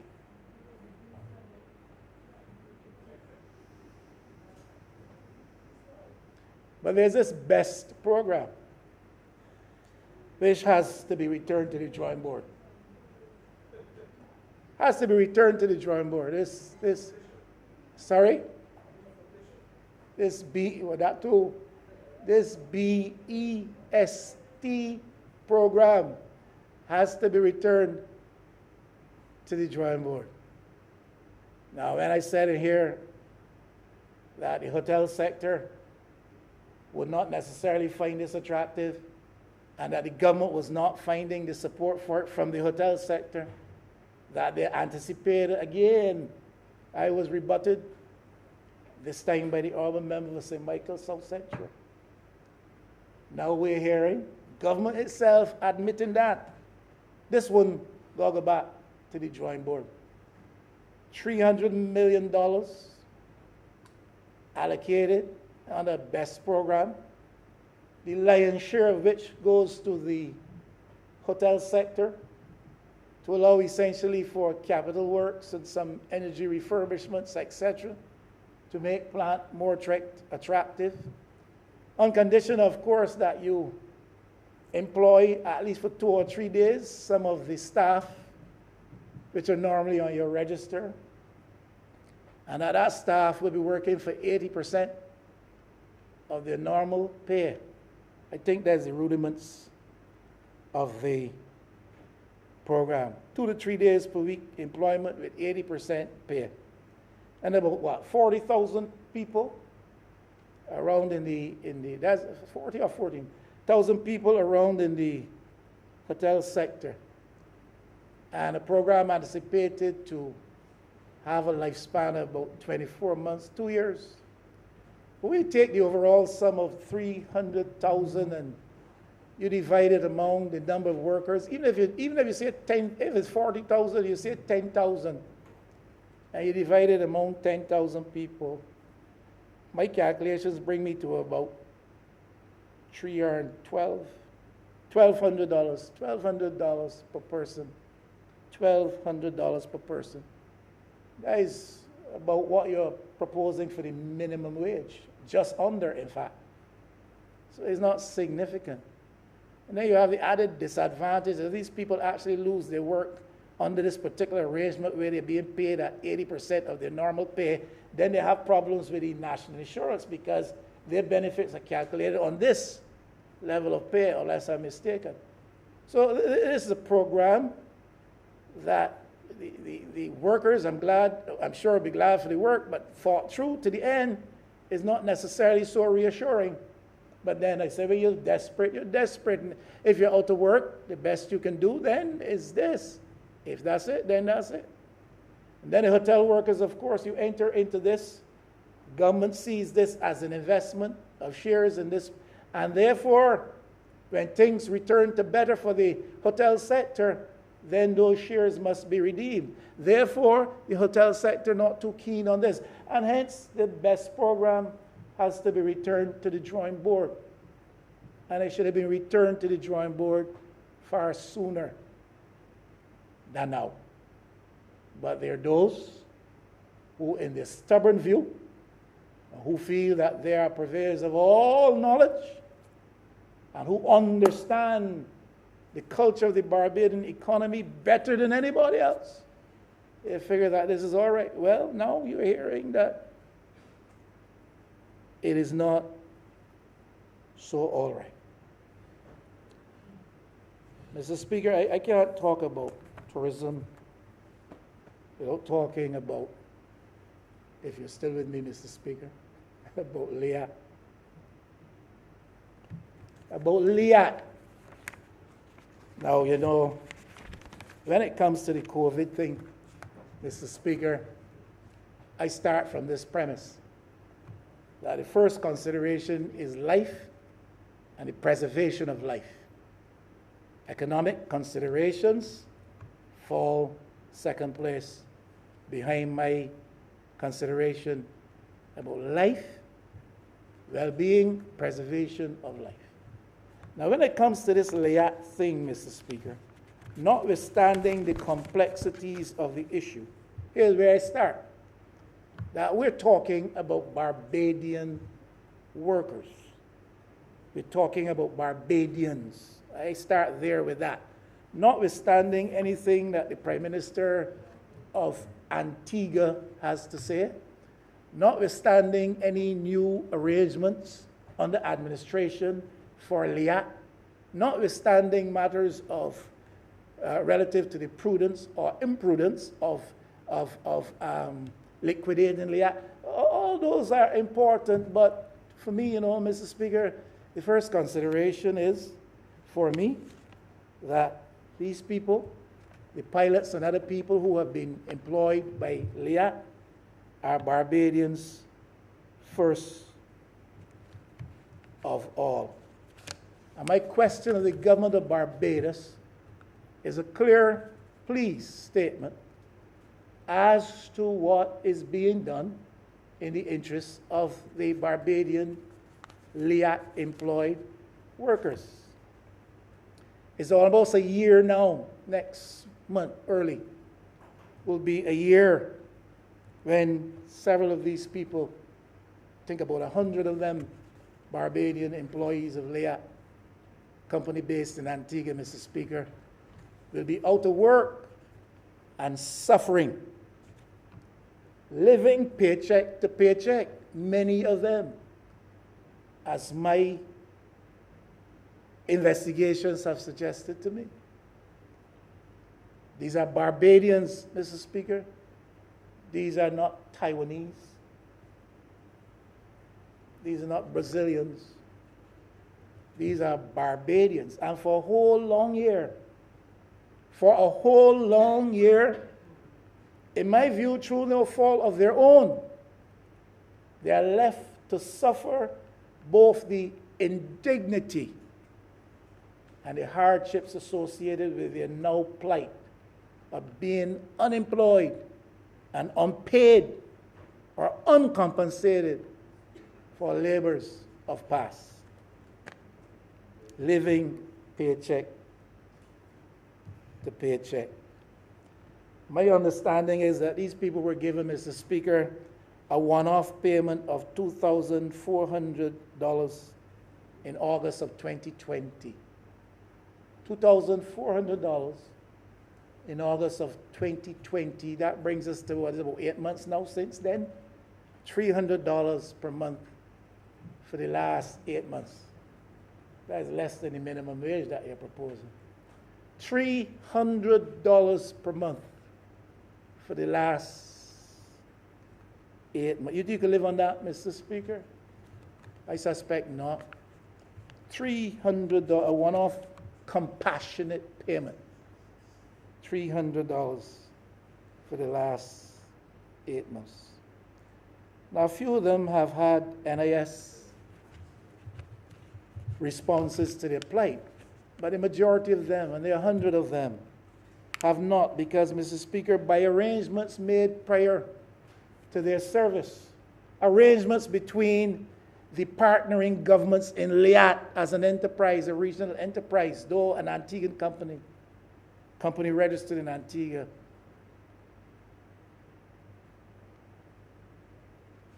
Arrangements made before they would have started their tenure, their service.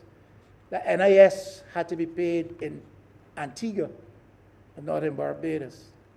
Therefore, the complexities of the situation, the limited liability company in Antigua registered their national insurance paid in Antigua as opposed to being paid in Barbados, puts them at a serious disadvantage, which has brought about serious hardship and stress. Now, that is the reality with respect to the NIS. I start with the reality that these people are Barbadians and that something more must be done, should have been done, should evidently have been done, should apparently and obviously be done in their interests. We don't have to shout across the Caribbean at one another to make sure that we speak with loud voice and that our message is understood.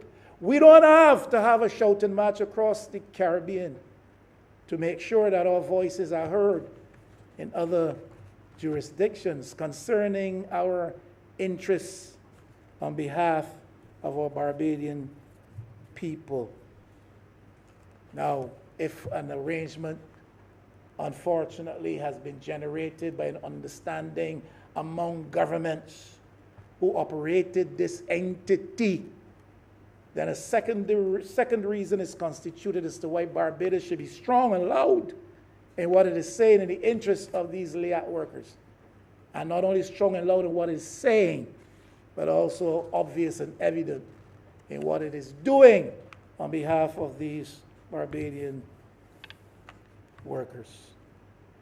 As I understand it further, the company right now is protected from lawsuits because of the administrative measures around the whole business of LEAC as existed then. So you can't take anybody to any civil court to get action. You gotta wait, and you're at the mercy of a government in Antigua. You're at the mercy of a government in Barbados. And you're caught between a rock and a hard place. And you suffer in quiet as a group of 100 Barbadians who should know a better experience. If the government cares, the government needs to shout more loudly. The government needs to be more proactive in what it is doing to redress this situation and ensuring that these people are helped.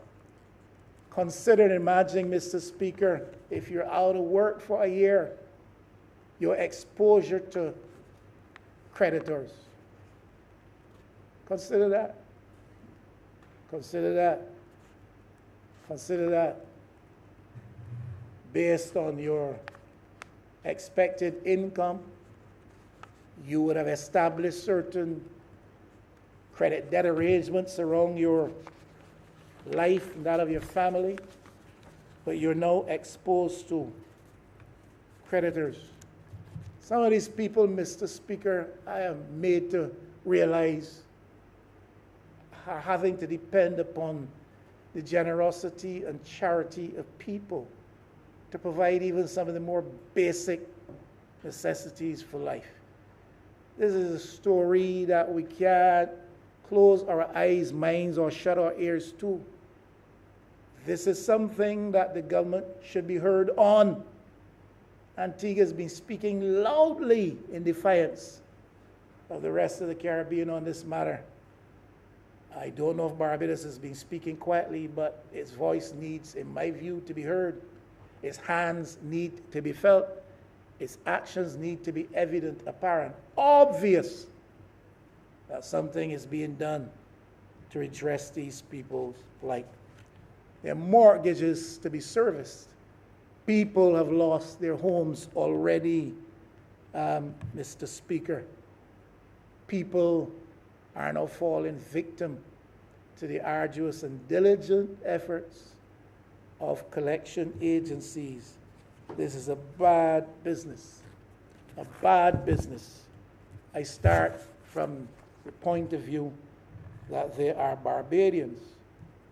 And if they are Barbadians, then the government of Barbados should be more robust, in my view, as to what it does to address their situation. Barbados, Mr. Speaker, must promote a model of tourism. And yes, we talk about diversification, totally necessary. We say Barbados can't depend upon tourism. I think the fuller truth is that you can't depend upon tourism only, and that the very tourism industry has to be diversified. That sun and sea and sand and sex model is outdated, at least the sun part and the sea part and the sand part. But that model is outdated, Mr. Speaker, and we have got to diversify. And there's so many different areas. Prime Minister in passing just mentioned the matter of medical tourism. And I think that that is a huge area for exploitation. That very sun. Huge area for exploitation. Our location, our climate, the whole atmosphere that pervades over this island. We are a well-disposed people. We live a civilized tone of life. We offer peace and tranquility to the world, a place within which it is easy to rest and relax and recreate. And therefore, medicinal tourism has potential to bring us significant benefits. The presence of the Ross Medical School, I don't know, that may be seen as education tourism. Some might say it's medical tourism, but that is what one entity. And we don't have to go and, by whatever means, deprive Dominica of what it has. The market is big, medical tourism, and there are benefits in terms of health equity to be realized and expanded. Medical facilities here serving, especially private sector facilities, serving the tourist element. Tremendous benefits. There are complementarities to be derived between the public service and private sector facilities set up for medical tourism. The realities of what they call it telemedicine these days, again, adds to the potential for developing this field of medical tourism. Of course, we'd have to guard against some of the inequities which could be introduced as a result of the presence of private facilities catering to visitors to our shores. But I believe the advantages will far outweigh the disadvantages, especially if properly managed. And that is an area that we should seek carefully to develop heritage tourism. This coastal experience that we seek to offer people again, sun, sea, sand, this coastal experience, this whole development of a coastal tourism architecture is all right, but we got to look at other aspects of our heritage and our culture. I even hear voices now being raised, and significantly so. A brilliant voice that speaks in the other house on these matters. Even tourism potential relating to our slave history and our heritage and traditions with respect to that, Mr. Speaker. Links with reference to education, the Ross School is only one, but there's more than medical school out there. I've said many times before, forensics is a significant area being developed by institutions, particularly so in North America. Arts and culture.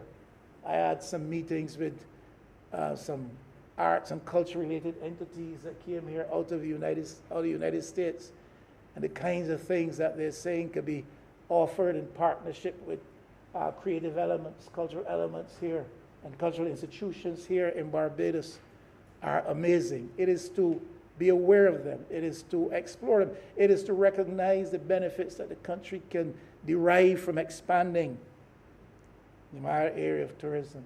The whole business of renewables that we're looking for. Tourism sector can be a big component part of attracting the technologies associated with the renewable energy efforts. And sure, the Minister of Energy is quite alert to these possibilities.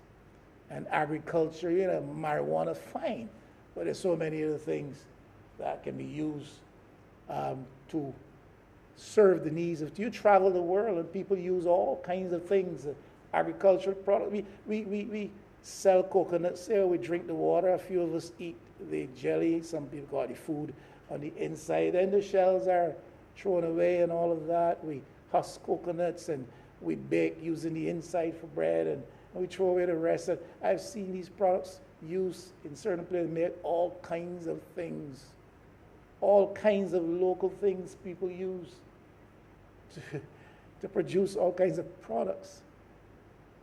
and they sell to the world, because the world is crazy about these trinkets and condiments and souvenirs that are locally produced in tourist destinations that they visit around the world. And sports. I keep saying we make sport about sports. But tourism, sports industry in the world, my goodness. So many wealthy sporting entities. We have this strong historical connection with the UK, other parts of Europe as well. You have so many major wealthy football clubs that look for some space every year on the season break to go to recreate themselves or to do break training. And Barbados has the tremendous climate capacity, facilities, and all we need to do is make sure we build the kind of arena. And if you want to be engaged in capital projects, here's one. Build a sufficiently adequate and viably functioning sporting arena that can serve for the training needs of football clubs coming out of it. We've had a few of them coming here, running around in Kensington for a day or two, beat Barbados 10 or 12 love. And we're satisfied to see that white fellas running about behind the ball, beating black people 12 love, but they came and spent a few dollars, even more than that. And that's an architecture, that's a capital infrastructure that can be built out, because it will generate foreign exchange, it will generate employment, it will bring people to Barbados who will not only recreate and hone their skills further in training, but they will speak the word of Barbados. They will cause others to come. They will bring their families. And all I am saying is, when it comes to tourism, when we say it's the one leg upon which our economy substantially stands, but we need to move away from that. We're not saying get away from tourism.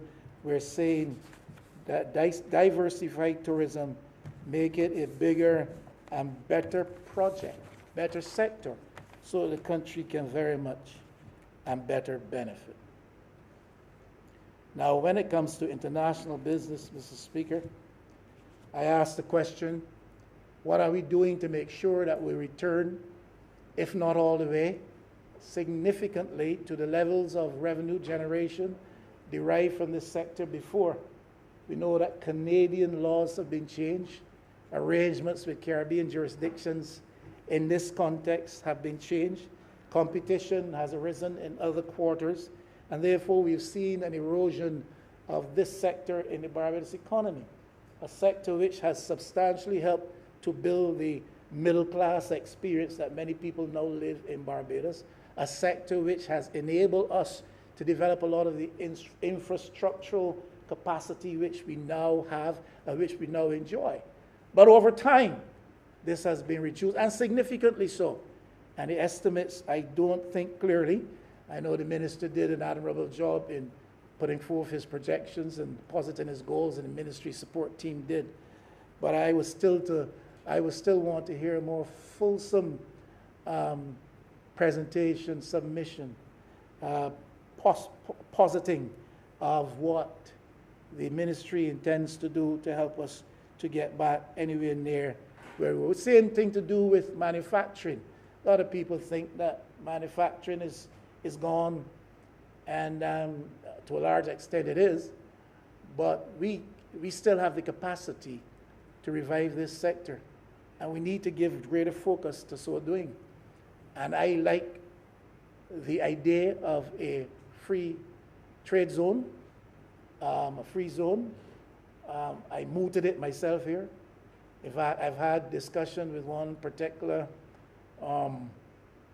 foreign entity present here with respect to the possibility of setting up this type of activity for foreign investment in Barbados. Will especially benefit manufacturing, and will generate foreign exchange, and will help with our export levels, and will help with respect to pricing, competitiveness. And I support that. But we've got to do that and more, because manufacturing can play a critical role in helping Barbados out of the hole in which now it finds itself, and getting back at least to that plateau where upon which once we stood, especially with respect to manufacturing. I hear of the efforts to have a diplomatic presence in Africa, certain UN centers in Africa, and stuff like that. I hear about the plan to have diplomatic centers representing our trade and investment interests, places like Kenya and Ghana, United Arab Emirates. And I'm not decrying those efforts. I am not saying we shouldn't look to Kenya, we shouldn't look to Ghana. I'm certainly not saying we shouldn't look to United Arab Emirates. But what I am saying is that in addition to that, and perhaps even a greater priority, perhaps some might suggest, should be attached to the potential for developing trade and investment links with certain centers in Central America, wider Latin America region, and certainly with Asia, and not only to have a diplomatic presence in Beijing that serves a number of Asian-centered economic communities, many of whom are becoming economic giants in today's world. And as this shift, in economic primacy continues to develop vis-a-vis relations between the West and the East, especially Asian centers, Barbados might tend to find that its interests are better served, or at least well served, in developing trade and investment links with Asian community, especially with respect, again, to manufacturing, to technology, and even to some of the renewable energies. I support the effort to incorporate efforts of the diasporic community in what we do with respect to trade and investment, in venture capital initiatives. I've long said it can't be sufficient that we see the diaspora only as a community among which we can look for some political support, whether it's in the UK or in certain parts of North America, that we see the diaspora only in terms of their point of return to Barbados, and we facilitate their coming with their personal effects being not being charged duties, and we see them as setting up a middle-class living experience in St. Philip or certain parts of St. James, but that we see the diaspora community as a substantial Barbadian community on ground in strong economic centers through which we can work to impact those economic centers. Jamaicans do it substantially, Guyanese do it somewhat significantly, Trinidadians do it, and I don't think Barbados does it enough. I'm glad to hear moving in that direction. I strongly believe that we need a stronger, more visible, more potent, more respected institutional entity revolving around the effort of the diaspora. I don't know how you would do that with all these ministries that we have now. Certainly one would not want perhaps to counter the notion of a Ministry of Diaspora Affairs. Maybe one attaches a department in the Ministry of Trade.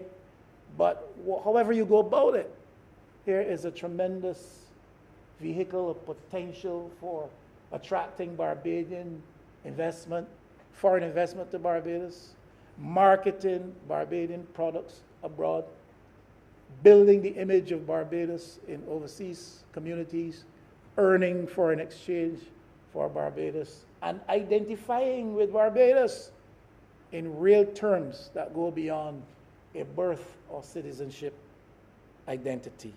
I think that is extremely important.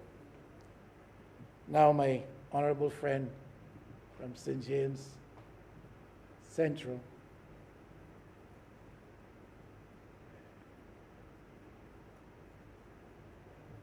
the Ministry of Energy and Small Business have made it clear that it has its eyes fixed on some significant considerations with reference to renewable energies. We understand and appreciate the fragile environment in which we live and the negative impact upon that environment by fossil generated fuel and energies. We are aware, and I've sounded this again, in this, the monopoly culture that operates in Barbados is something from which we want to escape. Not too long ago, we had almost a total shutdown of this country. Exposed again the vulnerability of the total economy, total way of life, to dependence upon an energy monopoly. And therefore, as a result of that, the mandate falling to this minister and ministry is significant. Then, of course, the high cost attaching to energy, especially with reference to transport and electricity. Prime Minister mentioned it, Honorable Prime Minister mentioned it in passing today. I was glad that she did, because we've been talking about moving to that renewable energy environment 100% by 2030. And we acknowledge that government has brought in a few electric buses, and that a few entities in private have brought in a few electric vehicles. But my concern was, and I'm glad the Prime Minister mentioned it, because I think the government needs to be deliberate, by example, and beyond the use of electric buses in public transport, such as the case now started. The government needs for its vehicle fleet to make sure that quickly that shift is made in that direction and lead by example. And then the government further needs to start to facilitate the environment within which people will start importing, when they do import vehicles, electric vehicles. Because 2030 is not that far distant from us. And the government is serious about this goal. Transportation is a significant sector that has to undergo change. And the government, therefore, by its tax and duty policy, the government, therefore, by other policy initiatives and by its own example with respect to its own fleet, must signal the shift to the use of electric vehicles. Now, I said before and I say again, when it comes to renewable energy, there's bound to be significant interest coming out of North America. Those North American investment interests will obviously challenge local domestic Barbadian investment interests. I believe already those tensions are beginning to result, because there are entities who see it as their charge to make sure that they can grasp as much of the renewable energy market as possible. These are North American entities, and therefore those local domestic interests, which are not as well resourced or financially endowed, will find a significant source of rivalry. Government policy obviously must take cognizance of that. I am not of the view that a 30% slice, I heard the Prime Minister sought to change the message a bit today by saying it is not 30% being allocated either to the marijuana industry or to the renewable energy. That 30% is a floor. Well, she said some people didn't understand that. Well, if that's the case, I have to admit I didn't understand that, because I thought I heard very clearly in absolute terms that 30% slice was reserved for domestic investors, both marijuana and renewables. So the government's policy must take cognizance of those investment interests coming from North American foreign elements. Bearing in mind as well that although they set up and they do generate some economic activity and create some jobs and give the sector a boost, The end result largely is that they'll probably leak foreign exchange faster than they earn it. That's the story in part of tourism. That they earn foreign exchange, but they leak a lot of it. And a lot of it does not stay on ground. And we don't want to hear that to be the story of the renewable energy sector. And I would urge the minister also to consider, with respect to existing domestic renewable energy operations, that we look carefully to see if in any way our policy is discriminatory. My sense is, and from my engaging people asking questions, people who are involved, my sense is that people, for instance, who are into solar thermal energy initiatives feel a level of discrimination existing in terms of how policy is affected, as opposed to those who are much more interested in the photovoltaic types of systems. And to the extent that the policy facilitates all aspects of renewable energy product, then I believe that the government needs to give serious attention to reducing any disparity in policy and removing any element of unfair disadvantage. We have to facilitate cost-effective financing of this sector if it's to get up and running, especially if we're to ward off the hawks of foreign investment. We've got to facilitate cost-effective financing and capital access for renewable energies in Barbados. And I understand, for instance, when it comes to VAT impositions, there's a zero-rated VAT policy applied to certain sectors of existing renewable energy activities and entities as opposed to others. I tried, and I'll try again, to invite the Honorable Minister to denounce this business of wealth consolidation, that model that I abhor, and I am sure he does too. But I want to hear him with full throat and voice denounce that wealth consolidation model in business in Barbados that still exists and which marginalizes small and medium enterprises, excludes them from acquisition of contracts or access to contracts or even being at the table when contracts are discussed. I would like to hear him because I know he is not shy of speech and he is not for want of boldness, notwithstanding what others in his cabinet or around him in the government may think. He will speak what he honestly feels, knows, and sees. And I invite him so to do. Got to lessen the burden of taxation as it impacts small businesses. That's just like the energy sector as well. This is the bane of development of entrepreneurship in Barbados, the tax policy of government. It impacts. We cry that the water rates now impact farmers. Small business people will tell you the water rates, electricity rates. We talk transport costs in Barbados is cheapest anywhere in the Caribbean. And we don't admit at the same time that energy costs, electricity rates are the highest in the Caribbean.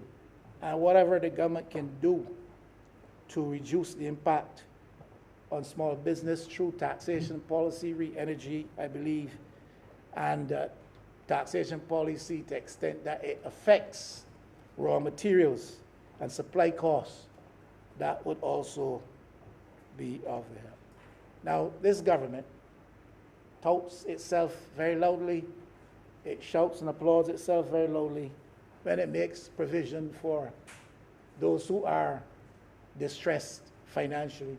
So where is the work of the mitigation unit, whether it's the broader work of the Ministry of Empowerment, Welfare Services, whether or not a small business is financial assistance in the COVID context to small businesses, etc. Government shouts loudly, but the reality is that there are too many who hear these mouthings and who understand that these facilities are established, but at the end, they don't benefit. And it's not because they are registered, they are paying NIS, and they are registered as companies. It's not only that, that might be part of the problem. The other part of the problem is that for some reason, whatever it is, and usually it is the bureaucracy, the red tape that they have to go through around these programs, the benefits are not reaching them. So don't tell a small business, we will give you X amount of dollars for a couple of months during COVID, and then he can't get it because of the bureaucratic red tape used as the excuse. Too many times that is happening. Too many times that is happening. I'm simply saying you have given hope to the people that such is going to be the case, then follow through on that and make sure that it happens. Small businesses are critical to the Barbadian economy. They gender employment, they enhance employment skills, they use indigenous resources, and they help to create some degree of wealth. Now, there is in St. Thomas, I think they call it Vaucluse, I ain't sure, a building built by a government of this country that still, I think, remains unused. I say that to say that it is part of the bane of small developing economies, that resources are used, facilities are created, programs are mounted, then it all comes to nothing because one administration has some significant problem with the doings of the other administration. Now, I am simply here to say that a country like Barbados, especially in these harsh times, and especially operating against the backdrop of the kind of debt levels that we've had to enter into, and especially in the last several months, last year, cannot afford this kind of nonsense. It happened with Sherburne not being finished. We all remember that, I think. It happened with Sherburne. It's happening now with this building in Vaucluse. It happened for a while with the Thompson Clinic in St. John. And that is the practice of governments in small countries like ours, and the history is replete with examples right across the region. One administration has built it, and there may be issues related to that, but nothing of a substantial impediment which stops its use. It's just that we have a problem. We make political mileage out of this. These are Barbados resources, whether they're upfront resources or loan-derived resources, which we have to use. It amounts to wastage. It amounts to wastage. And we need to have a clear position. If the government has one, then the Parliament needs to know it. The people need to be aware of it, that this is the position of the government on this matter. This building up there at Vaucluse. Now, I'm not going to spend a lot of time to talk about waste management policy. We're glad for the garbage trucks that we're seeing, although I'm still beginning to see again a re-emergence of a situation with the piles of garbage all over the place. I've been wondering what the problem is. But we have a problem as a country of managing waste, and I encourage this minister in his efforts to be stubbornly robust in seeking to instill in Barbadians the need to properly manage their waste and to properly dispose of their waste, and to even make sure that there's a regularly and forceful arrangement in place that guarantees. They move quickly. Transport. I enunciated what I think ought to be the policy here, Mr. Speaker, this week in terms of transport, and that entails the government withdrawing substantially from the sector as the provider of commercial public transport, engage in social aspects of the transport of the public of Barbados, allow the private sector to carry that, facilitate funding for the private sector, allow them to get capital access, bigger and better units. The government is strong in the regulatory environment to manage the process and to have a keen eye on what happens in the transport sector. The government carries the social traffic, so to speak. Government subsidizes where downtime or low commuter traffic periods could be subsidized by government financing of the private sector. Still saves you money, I believe. And where there are regions thought to be not viable, the government subsidizes, again, the private sector to go there in those times so that the public can be properly served. I repeat that. I believe that that is where we need to go. There's a couple of questions, but I want to press and finish. When it comes to design and construction of roadways, and the Prime Minister passing mentioned that, and I was glad that she did, because it's a concern that I noted here as well in my preparation for today. We have two main coastal highways on the south and on the west. A lot of traffic every day. But significant portions of those two highways lie below the level of the sea level. And we are, as a small island developing states in this type of a region, anticipating that climate change and rising tides will cause us significant problems. There are parts of Christchurch which are very obviously below the level of the sea. Very obviously, and the slightest thing brings water. And the same thing applies on the west coast. So my question, what the Prime Minister mentioned in passing, in terms of the design and construction of roadways, especially on the coast. We're now working in major ways on the west coast, and we will do the same on the south coast. Design and construction, are we taking significantly enough into consideration the matter of how sea level rise and the closeness to the ocean, the coastal environment, should impact upon that design and that construction? And then, Mr. Speaker, you know, on the West Coast, I think you know, always been concerned, as the Ministry of Home Affairs, this was a particular concern for us with respect to any pending threat of significant bad weather causing sea level rise along the West Coast and occasioning the need to move people, Mr. Speaker, in a hurry. Between University Drive and Fitz Village, I think, not Fitz Village, bottom of Holders Hill there, between those 2 points, I still think there is no way to get people off the coast and up inland in the event of emergency. And that is some distance. And I believe Barbados in 2021 should be able to find it possible to do this. And it passes through St. James Central, I think, maybe St. James South as well. And there's no access from University Drive there on the coast.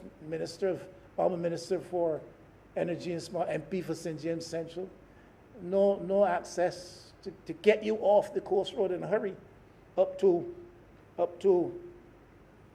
the Holders Hill area, these kind of Haynesville area, that kind of place, and Hoyts Village and them kind of places, and Durance and them kind of, I know the place very well, watch yourself, and get you away from those environs so that you may escape any possible misfortune. That's a reality Barbados face. I think to a certain extent the same exists around a certain part of the Christchurch coast. And that was a concern when as the Ministry of Home Affairs with respect to disaster management. So I put that there for the consideration of the Minister. this would be worthy capital works project as well. I'm sure it will generate economic activity, but it serves the interest of preserving life. Mr. Speaker, a man nearly killed me at Groves Corner. He killed my Jeep, and that was buried same day. And I saw death coming straight at me. And the Lord said, no, stop. And death stopped. And I escaped without a bruise. Amen indeed. And that was a little while before the last election. Are you still saying amen? It was a little while before the last election.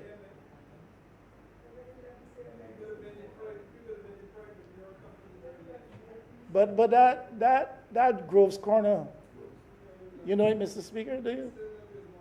Is in St. George, St. Thomas, it leads to St. John, and it leads to Sweet Vale or Sweet Bottom, and it leads to Fisher Pond and into St. Joseph. It's a dangerous place. And to me, simply, it can be addressed by making all of those roads all-stop roads. You know, all-stop road, we have all-stop roads in the Ivy. You come to the junction, and every man jack stops. There's 4 across, everybody stops. So even if you get a little bit mixed up as you move off, you won't get hit as hard. You're not likely to have fatalities or serious injury, Mr. Speaker. But that corner is dangerous because people coming from Bridgetown, whether they're going into Sweet Bottom or whether they're going up the hill to go into further parts of St. John, come at speed. And the corner is wide. And it is not a corner that is often debushed. So there's a lot of shrub and tall shrub, some banana trees, etc., some other tall grass. If you're coming from the St. Joseph Bathsheba, you stop there, Mr. Speaker. If that's not properly debushed, you can't see very far to your right. And even if it's debushed, you have a challenge. Because of a fellow coming up that road at a certain speed, as that young fellow was that day, you are caught in the middle of the road. And he came straight and hit the vehicle, destroyed. He hit me so hard, Mr. Speaker. He knocked the right rear wheel from the right side of the vehicle right around to the left side of the vehicle. Turned it completely around. And I don't say it lightly. I tell you, I saw death coming up the road, and the Lord said, stop. That corner needs to be checked. And I don't know, you need a roundabout, a lot of expenses. You need traffic lights. If those people coming from town would have to stop and wait like anybody else, then that would help. Everybody should stop. Prior Park is bad. You know Prior Park, Mr. Speaker? Prior Park is bad. Are you going to support me on this? Come, top your hand. Prior Park is bad. Accidents happening regularly. Death waiting to happen. I come through there with my heart in my mouth, especially if I'm coming. Sorry? I am up there very regularly. I spent many hours up there yesterday. Watch it. Watch it.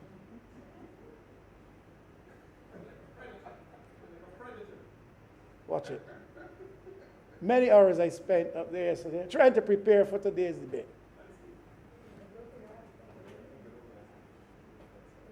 So that corner is bad, Mr. Speaker. I think we all know it, all of members of St. James South and Central. That corner needs to do something about that. Lesser so perhaps, but also a problem, is that Salters Corner. All I'm saying in a broader context, we need to treat to some of these small things. They won't bring jobs necessarily, excite the economy in any way necessarily, but they preserve lives. And maybe your life, a relative's life. And I invite the minister to look at that thing. I repeat this, you know, Mr. Speaker, since last I was here, I mentioned this in passing, but I say it again. That Weymouth project, that vendor's project at Weymouth, fine. I wait to see its completion and how it will be used. I have my fears, but I wait to see the usefulness of it when the time comes. I'm not criticizing the project.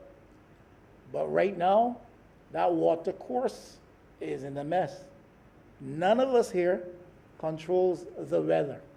We do not know that tomorrow it will be a bright and sunny day without drizzle. Go down there past there, Mr. Speaker, and not far from St. Michael Central, and take a look at it. And I do not know how long it will remain like that. But even in its present state, it's a bother. And if permanently it is not to be addressed and engineering considerations have not been taken on board, that which is done to facilitate jobs and employment for young people in basic activity may turn out to be the bane of somebody else. If the flow of water through that course is impeded by the after situation, that water comes through your constituency, up to the back of Waterfords, and Bellevue, and down through the Prison Gully, and down through the back of Dean's Village and Bridge Road, through South Central, and into City, and makes its way to the ocean, hopefully. You're old enough, Mr. Speaker, to remember the flood of 1970. You have never seen water that high in Barbados. I've seen water that high, never in Barbados. At the level of the goalposts, if you were around, you will recall. Chuck Berry died. Level of the goalposts. And that's the type of flooding that can result if that water course is not properly maintained and we get, unfortunately, the requisite level of rainfall. Now, Mr. Speaker, I really need to talk about health, and I need to talk about housing, and I will still not have covered half the ministries. Let me be very quick, not to take a lot of time. And again, I salute the Minister of Health for the effort in the arduous task in front of him. I still think we need to outline a clear health financing strategy going forward. We need to speak to whether or not Barbados has the capacity, and if there is a need, for the kind of national health insurance that can help us to avoid the extreme out-of-pocket costs, which now constitutes the reality for most people. Even people with means, with the wherewithal, are crying out when they have to seek medical health in relation to the costs. Compare that with people who are not people of substance and means, who, having benefited from public health care, still have to make recourse to some elements of public service for which you have to pay, or then to some private facilities, and there's a cost. And therefore, I invite the government to say whether or not they're considering a national health insurance of some sort that would help us with that situation. We have seriously to transform the national health profile. It is hard to say that NCDs is a problem, but what significantly are we doing to address that? I believe a large part of that, I think the Prime Minister came close to saying that. I think it was the Honorable Prime Minister, or maybe it was Minister of Health. A large part of that will have to be involved in a community health-related oriented program. And that is where it starts. It's a change in lifestyle, it's a change in culture, it's a matter of education, and it's a matter of where the rubber meets the road on the ground, and having a community health program that addresses the business of transforming our national health profile for various reasons, economic reasons, health reasons, etc. But certainly we need to do that. Addiction is a big problem now. I spent a lot of time. I invite again the interest of the ministry in seeing how better we can be, because we have all kinds of addictions manifesting themselves, not only addiction to marijuana, other drugs, but there are all kinds of addictions plaguing Barbadian society, and some of them not as obviously ugly as others, but they are addictions nevertheless. And the fact that people are given to them by force of habit and without self-control. But addiction and mental health, big issues that we are now stressing ourselves over. Now, with respect to housing, quickly, the former tenantries program. I alluded to its benefits earlier. With the Urban Development Commission, Rural Development Commission, I think they're now called the National Development Commission, but it seems as though they're nationally stalled commissions. These are substantial programs that help to move people from a situation of dependency and poverty to a position of potential wealth generation. Land insecurity, lack of tenure is the big problem in housing in Barbados. My view, I say it again, is that the focus of the NHC, Ministry of Housing, in bringing people into ownership should start with land and not start with the provision of a house, whether it's sold or rented. Of course, you have to provide some rental units. That is to be understood. But I think it's a question of providing land. Government has to find that land to the extent it does not now own it, and find a facility for transferring that land to the ownership of poor people who would then be encouraged to and facilitated in building. The history and tradition of Barbados, a lot of poor people built their own houses because they had the spot to build it on. You don't have a spot, they have to look for house, you have to look for land. Government can't provide it, private sector does, then it comes at a cost which is prohibitive. I heard the honorable member St. Thomas mention this in the development section of this debate, so I didn't mention it then, but I believe, as she does, that we need to have a strong, well-functioning, first-time homeowners finance facility. A strong, well-functioning, first-time homeowners financing facility. I also join with the member for St. Michael East in saying that I recall clearly the Prime Minister spoke with much exuberance and enthusiasm and seeming resolve about changing the whole character of the developments in the Pine, and spoke with reference to demolishing existing units because they had served their purpose. They were overpopulated and therefore giving rise to all kinds of negative features of life that people don't have to be made to endure.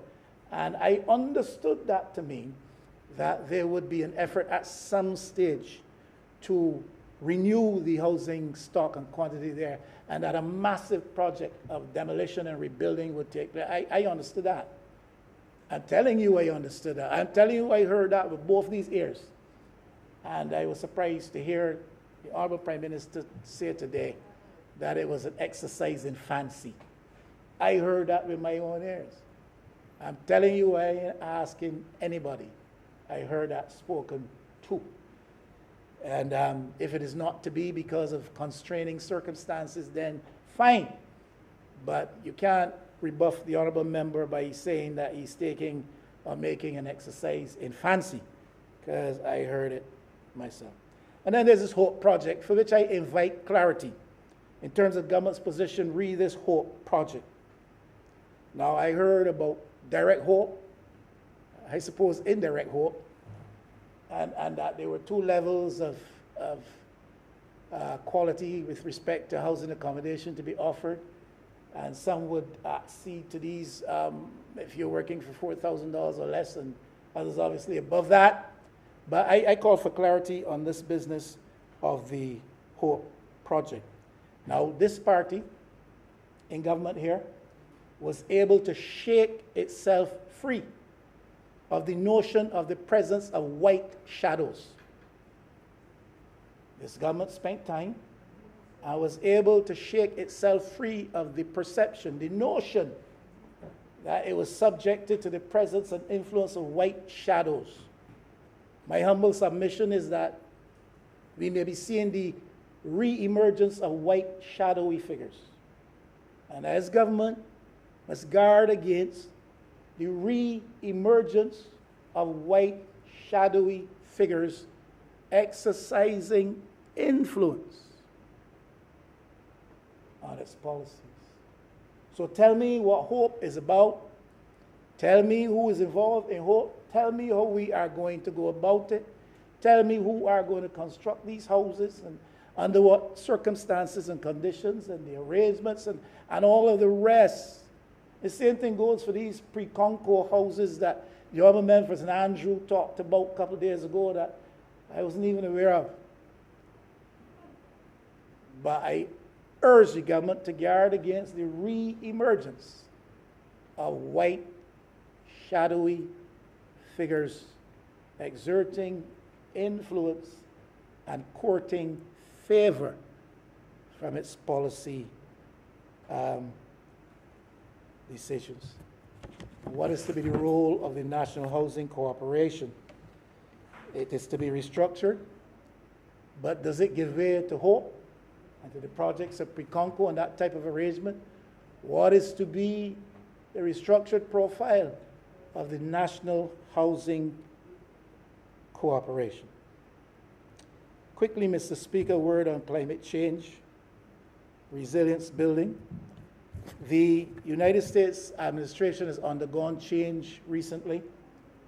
The administration that disconnected itself from the Paris Accords and stuff like that, the administration that did not buy into belief of the impact pending, already with us, of climate change and such like that has gone. There's a new administration that seeks to rejoin the Paris Accord, a new administration that has put an end to the major massive pipeline project out of Canada into the United States, a new administration that gives credence to the impact of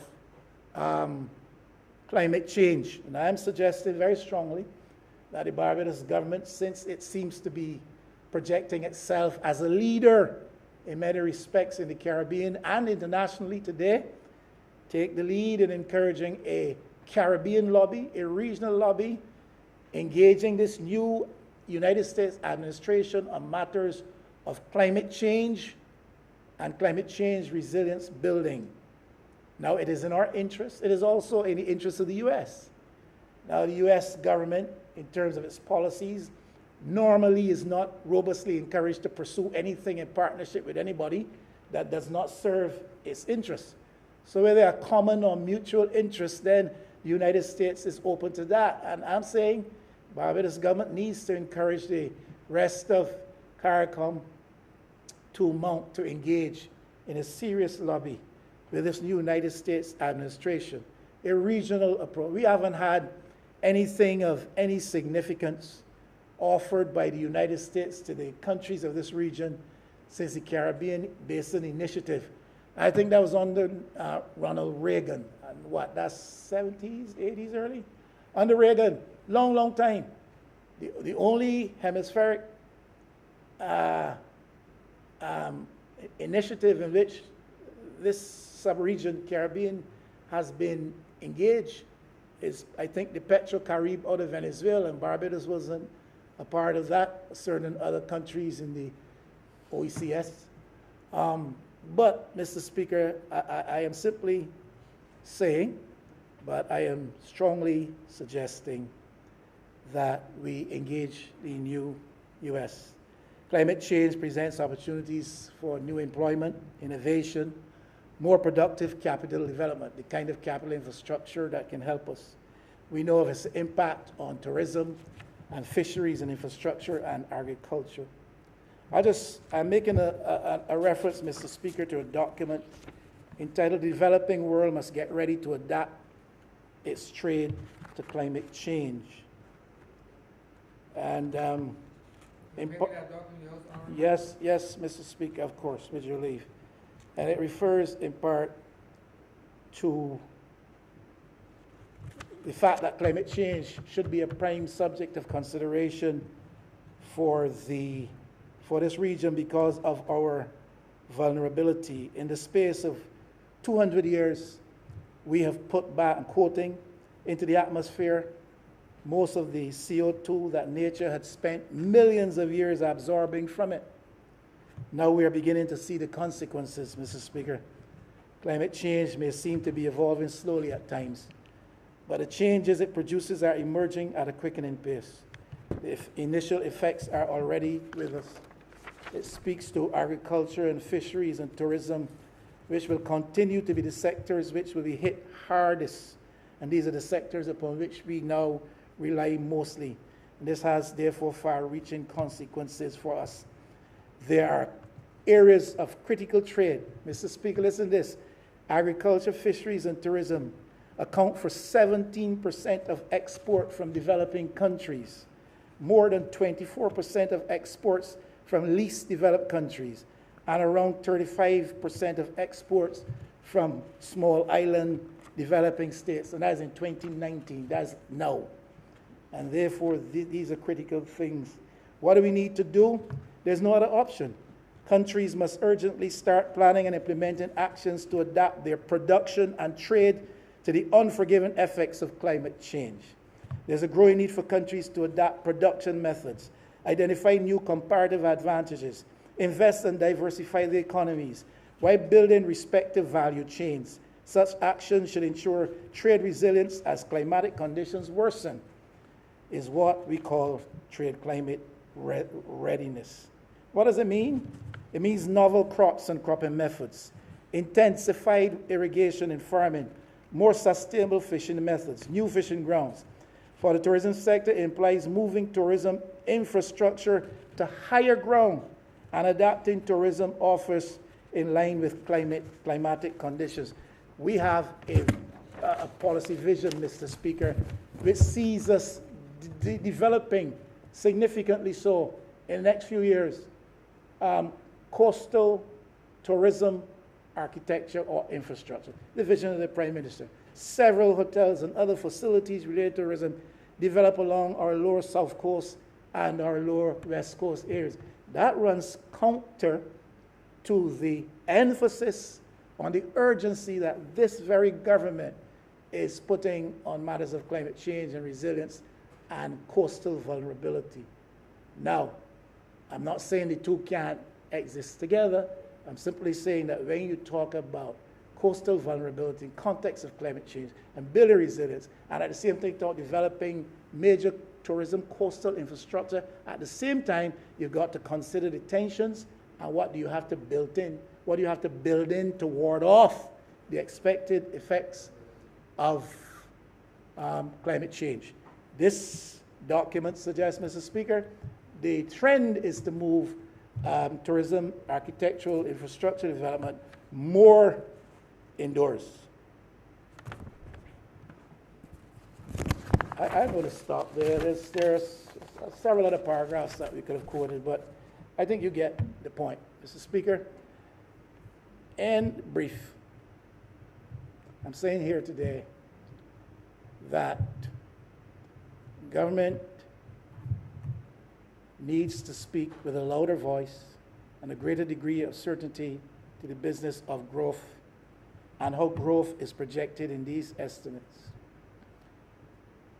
Government needs to give a fuller disclosure on the matter of debt and the implications of where we now are and where we're likely to be, especially if we consider responding to things like climate change and how we're going to repay the debts that we now owe, the ones we're likely to incur. Government needs to tell this country that right now we're sort of on pause from a BERT program in some respects, primary surplus, debt management, but these things will change once we get past COVID. And that the estimates here, where they may make some reference to what has been occasioned by our response in the past year to COVID, must look past COVID and construct a platform for dynamic growth. And that the ministries that are being allocated these monies must take cognizance of this fact, that if at the end of the day we spend all of this money and it's only to construct a survivalist platform rather than a launching pad for growth, we miss the mark. We cannot exist in a phase where we feel we are forever constrained. We've got to begin to show that our policy orientation suggests that we are going to break the shackles, develop these new sectors. Where's the evidence with respect to renewables, technology, diversification in agriculture, diversification, where's the evidence, tourism, where's the evidence in here? And these documents should speak to those things. This exercise to me doesn't end here this week, doesn't end when it reaches the upper house. This exercise continues public debate out there in the arena where it matters most, because people need to feel that the government is on a good and proper path and that what it has indicated to us in documented form is truly telling of where it wants to take us and is clearly outlining for us the challenges which we will face as we proceed towards that goal. And I want to thank you, Mr. Speaker, for your indulgence, and I really didn't intend to go beyond an hour. I didn't. But I will quit now. I'll leave some for next time. I thank you, sir.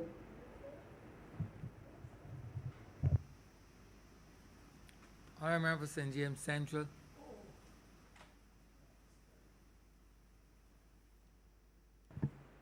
Thank you very much, Mr. Speaker, sir. I would want to begin, sir, by frankly congratulating the Leader of the Opposition for what has generally, by his standards, been one of the better presentations that he has made during his sojourn in the House during this session. I note, Mr. Speaker, that unfortunately from time to time there was evidence of incomprehension, and I'm not sure whether that is deliberately so or whether that is as a result of a deficiency on his part. I note equally, sir, that there were some inconsistencies and incongruities in his presentation, and I'll be specific. I mean, he spoke accurately about the importance of medical tourism, for example, Mr. Speaker, but then would want to descend unnecessarily and derogate the government by virtue of an alleged assault on Dominica. How the two of them become compatible, sir, only he knows. He speaks, Mr. Speaker, sir, of the importance of a housing program in the context of governments ensuring that the private sector is able to partner with government to spur development and economic activity. All of that is perfectly correct, but at the same time and in the same breath, he again seeks to descend unnecessarily so into white shadowy figures and the role that they play, begging the question, Mr. Speaker, sir, of what specifically he refers to and whether he has a particular preference for the Asian community or some other community as opposed to those of European extract. Mr. Speaker, the truth of the matter is that it was also a presentation that was characterized by his customary penchant, his tendency, sir, for being politically mischievous and vandalizing the ideas put forward by the Honorable Prime Minister when she spoke, taking them out of context and trying to reproduce them in a way that would not be in any way near what she sought to put to this House. I did not shout across the floor when the honourable member was speaking, sir, and I would prefer if he would allow me to speak without the interruption. But Mr. Speaker, you know, if I was a journalist and I was to try to sum up all that he said and create a headline from it, unfortunately, the headline would not be complimentary to the Leader of the Opposition, because the theme that he constantly struck was one which effectively said, let the people suffer. And Mr. Speaker, the reality is that you cannot look at an intervention on the part of the government of Barbados, for example, and he alluded to several. One that comes to mind immediately is the BEST program. An intervention, Mr. Speaker, sir, aimed at training workers who we all know in this country needed to have and still need to have the benefit of ongoing training so that they, at an individual level, can maximize their potential as part of the human resource product of Barbados. An initiative like the BEST program, Mr. Speaker, sir, that seeks to make sure that there's infrastructural development in the hotel and hospitality sector generally, so that people with disabilities do not feel that they are alienated in Barbados if they come here on vacation, so that, Mr. Speaker, sir, the hospitality sector can benefit from green energy and be competitive as it must, so that, Mr. Speaker, sir, hotels where people are going to spend a week or two or however long are immediately seen as being attractive and a place which is desirable to be at. How do you find fault with that effort, Mr. Speaker, sir? And of course, also, you can't forget continuity of employment. Because he actually sought to belittle the fact that you're trying to encourage people to make sure that staff work, even though we know that the hotels are way below optimal level. You heard the Prime Minister today, sir, 6,000 people in the space of 3 months or 4. And you're trying to find a way creatively to put people back to work. And the honorable member deprecates that. That should be on the ash heap, according to him, sir. It got to go back to the drawing board because it's as though there's a crass egoism at work and not the interest of the people. And Mr. Speaker, sir, the question that I'd say to you if I was a journalist, I would have to say that he's trying to suggest that we should not do these things to intercede on behalf of humanity, intercede on behalf of the folks that sent us here, but, sir, that we should let the people suffer. And that is not what this Barbados Labour Party is about. And that is not where we are going to go, Mr. Speaker, sir. He laments the fact that we have not prioritized a growth platform. And I do not know that that is accurate, first of all, because the Prime Minister was very clear that these estimates speak to 3 things in particular. First of all, and not least of all, is the duty that we have to protect the vulnerable amongst us, Mr. Speaker, sir. We all heard her articulate that today. She also spoke, Mr. Speaker, sir, to the question of expanding the public sector's role in the program of growth. And it must only, and it can only come at this time from public sector leading it, because we know that there has been a veritable implosion in the private economy. And that all businesses in Barbados, whether large, medium, small, or micro, have suffered immeasurably. And Mr. Speaker, sir, how then are they going to be the ones generating the growth? And even if he was sincere, and I want to think he is, because he's an honorable member of this place and must never speak out of insincerity, Mr. Speaker, sir, the only other place the growth could come from is if it was induced by foreign people, the same foreign people who he has in this same speech deprecated their involvement in sectors like medicinal marijuana and renewable energy. So this is why I say it is laced, it is riddled, Mr. Speaker, sir, with incongruity and inconsistency. It is though it was written by 3 or 4 different people and hemmed together badly. No, Mr. Speaker, sir, the other side of the coin is, of course, that the estimates speak to the duty of the government to maintain a careful and vigilant eye on the matter of mitigating and blunting the effect of pain on the people of Barbados and the need for them to be able to survive, first of all. So, Mr. Speaker, without belittling in any way, I want to repeat myself for clarity, without in any way seeking to belittle the importance of the issue of growth, the first and overriding objective of this government must be to blunt the pain that the people are feeling in their households across this island. And Mr. Speaker, sir, in that regard, we are no different to any other country on planet Earth, quite frankly. And if you look at what has happened in our economy, the Prime Minister began by pointing us to the fact that 1.5 billion, in fact, she said 2 billion, there's been a $2 billion contraction in economic activity in this country. Now, Mr. Speaker, sir, that is a reality that you have to confront. And you need not be told, because you are a sociologist by training, that when you have that kind of contraction, it falls disproportionately on the shoulders of the poor and the working class and the already marginalized more heavily than it falls on those people who are in the upper echelons of society, because the people in the upper echelons of society have a comfort level to fall back on. They've got a thing called savings, Mr. Speaker, sir, and investments, Mr. Speaker, sir. The poor people don't have that benefit.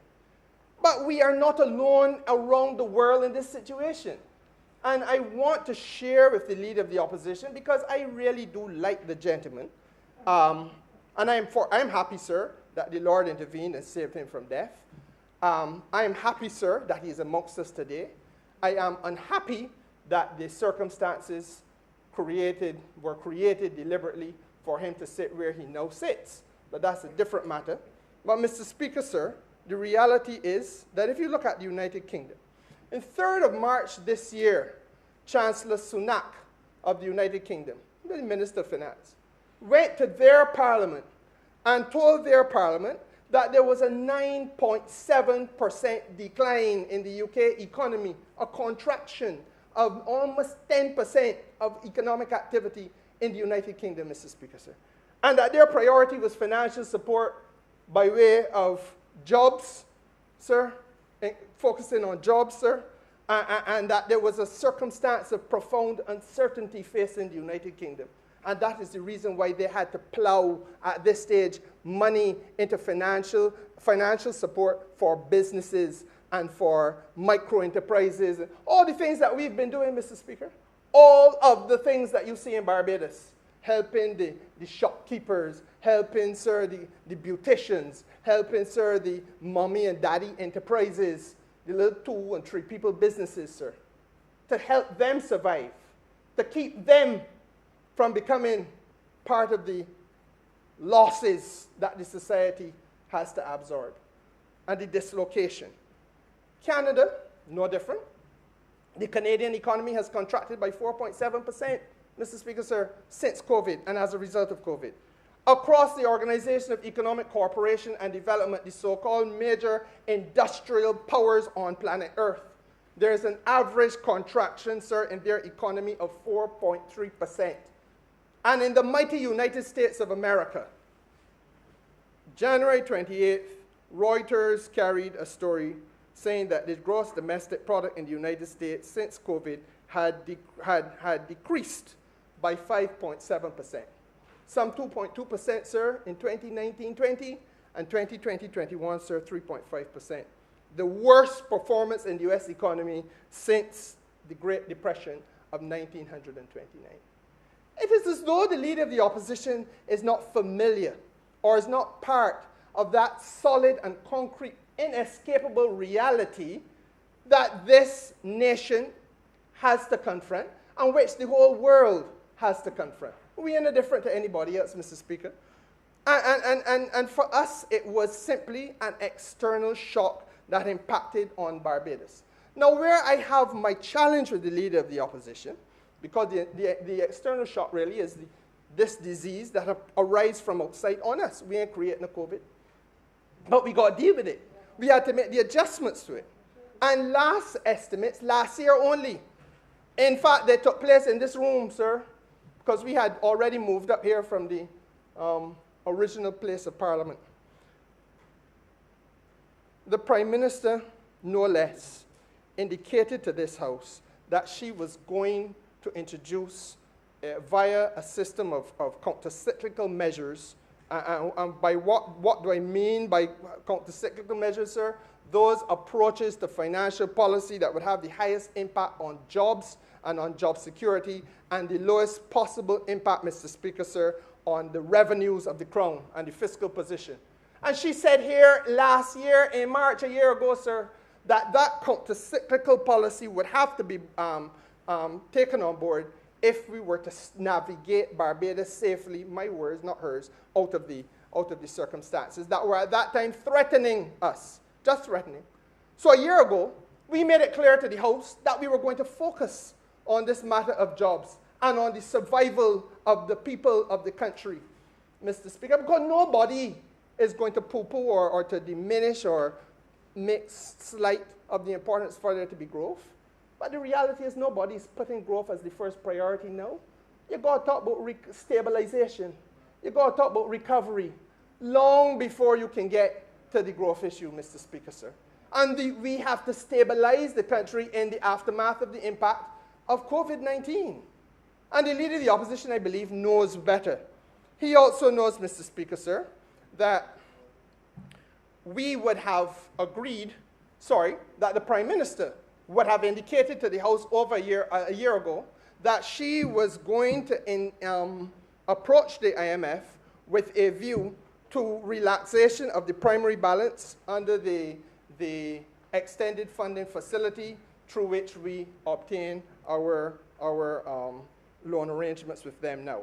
And that primary balance, sir, would move from 6% at the time to 3%, so as to create for Barbados an additional $150 million in fiscal space, sir, in view of the reality that we were confronting, that there would be diminished revenues. Well, Mr. Speaker, sir, for the Leader of the Opposition a year later to come here and to say that, or well, not say, to suggest, because one thing about him, sir, you know, he never actually says anything directly, but he has a snide way of making a suggestion without specifically stating it. So it is patently obvious what he's referring to, but he can jump up and say, I didn't say so. And he suggests to this House just now, Mr. Speaker, sir, and I tell you, you know, it is a speech laden with mischief, that that there is a concern that he has about the punishment, effectively, that we will be meted out because we have brought down the primary balance, and we began at 6%, but now it's gone down lower, below 3, I believe, and when now you have to pay back this money, there's going to be there's going to be a heavy imposition. No, there's nobody who has said, first of all, that it will ever go back above 6% again. That's the first thing. And everybody was fighting. And you know, this is not rocket science. Don't mind the IMF is involved. If I have a mortgage, sir, and there's a challenge in paying the mortgage, you go to the bank and say, I got a challenge in paying the mortgage, but I got 20 years on this mortgage. Can I extend to 25, give me a little bit more time? It don't mean that I got to pay more when the month comes. There's a different way of doing it. I just extend the length, the tenor of the loan repayment. But the opposition ain't going to tell you nothing like that because he, sir, is wrapped up in this mischievous mood, even at the expense of the country, including the people of St. Michael West who sent him there. Even in spite of their pain, sir, can't rein himself back in. Got a fishbone in his throat called Mia Amor Motley, whoever that is. And he can't see past it, get past it, Mr. Speaker, sir. So there's this reaction, this suggestion of punitive levels of treatment coming from the IMF, sir. No merit in it at all. Then, sir, he looks across at the honorable member for St. Philip South, the Minister of Agriculture, and start on him. Now, poor soul, he didn't expect any broadside. He was here busy doing some reading and so on. I heard the sharp intake of breath next to me. I thought that the honorable member was going to have a catastrophic failure of the heart. Because, Mr. Speaker, sir, I was taken aback. This talk about the medicinal marijuana and how there's this sinister thing afoot to make sure that foreign people but he didn't use the term white shadows then, but he said foreign people will take advantage of the medicinal marijuana opportunities to the extent that they humbug and marginalize Barbadians. Now, Mr. Speaker, sir, nothing can be further from the truth. And the leader of the government stood in her place today and pointed out that 30%, if you want to have an investment, and you're coming from outside of Barbados, you want to make an investment in the industry, you're welcome. But you must be welcome, sir. The country is open for business. And I defy anybody seeking political office in this country to make a case to me that you should not welcome foreign investment in Barbados. So if that is what they're going to be about, let them come out of the darkness and say so in the light. Are you or are you not for foreign investment in the country? But do not tell me that a government that has clearly defined the rules, that if you're going to be a foreign investor, find a Barbadian partner to partner with you up to 30%. That is alienating Barbadians, Mr. Speaker, sir. To do that is to do a devilish and wicked thing to the people, to play with their psyche. Because the honorable leader must understand the English language. You are welcoming the foreign investor who can bring millions of dollars to the investment. But what we are saying is find a Barbadian to partner with you, so that at least up to 30% of that $6 or $7 million investment you want to make coming from a Barbadian grouping. It don't have to be an individual. It could be a consortium of Barbadians put them together. There are Barbadians who want to invest too, but we are taking along the Barbadian community. How could that, how on earth, Mr. Speaker? Let's be real now. How could that be a problem? And then, Mr. Speaker, sir, it is abundantly clear. If you're a Barbadian and you want to invest, you're entitled to do so up to 100% of whatever it is you want to invest. You don't go and look for an outside person to invest with. So that renders the argument of the leader of the opposition completely empty. It was better for him had he not spoken on the matter at all. At least then I might have been of the view that he didn't understand. Not that he was going to be mischievous about the extent of his understanding. But Mr. Speaker, sir, I do not know how it would be possible in the context of COVID-19. And all that we have seen happen, the pain felt in my constituency, and I presume in others as well, to speak in this debate, sir, without speaking to the fact that the pandemic has exposed huge inequalities in this society and in this economy. As I said to you, Mr. Speaker, I need not tell you this because you understand it as a trained sociologist. The poorest amongst us feel the pain more. That explains why you had to have this massive logistical mobilization called care packages, trying to reach every household and every village community in Barbados, Mr. Speaker, sir. And I deprecate the view as well, peddled about by some ungrateful people in the Democratic Labour Party who got care packages. The Democratic Labour Party got care packages in a way that surprised them because they didn't expect the head of government to come and say, hold on to these, how much ever thousand they got. But then they put it abroad out there, Mr. Speaker, sir, that they got some constituencies where people grabble up 6 and 7 and 8 packages and the people licorice and that and so on and so forth. Not putting into context the reality that, Mr. Speaker, if I got a family of 10 and in my constituency there are families of 10, if I got a family of 15 and in my constituency there are families of 15, that 2 or 3 bags, sir, is not going to be sufficient. It ain't that the people are worthless or that the people are licorice or any of the deprecating things they like to say about poor black people. It is, Mr. Speaker, sir, that there is an instinct called survival and that there is a hardship on the land. Better it would have been for them, the critics, to mobilize a little help too, instead of standing in splendid isolation and finding fault as they did. Mr. Speaker, sir, you know, Peter Tosh, who was as uncompromisingly rebellious as I am told I am, used to make it very clear, sir, that you got to stand up for equal rights and justice. And this government, sir, posited a policy of equality of rights and justice in this pandemic. And I want to say, Mr. Speaker, that it was given to my ministry to try to correct some of the deficiencies that would take place.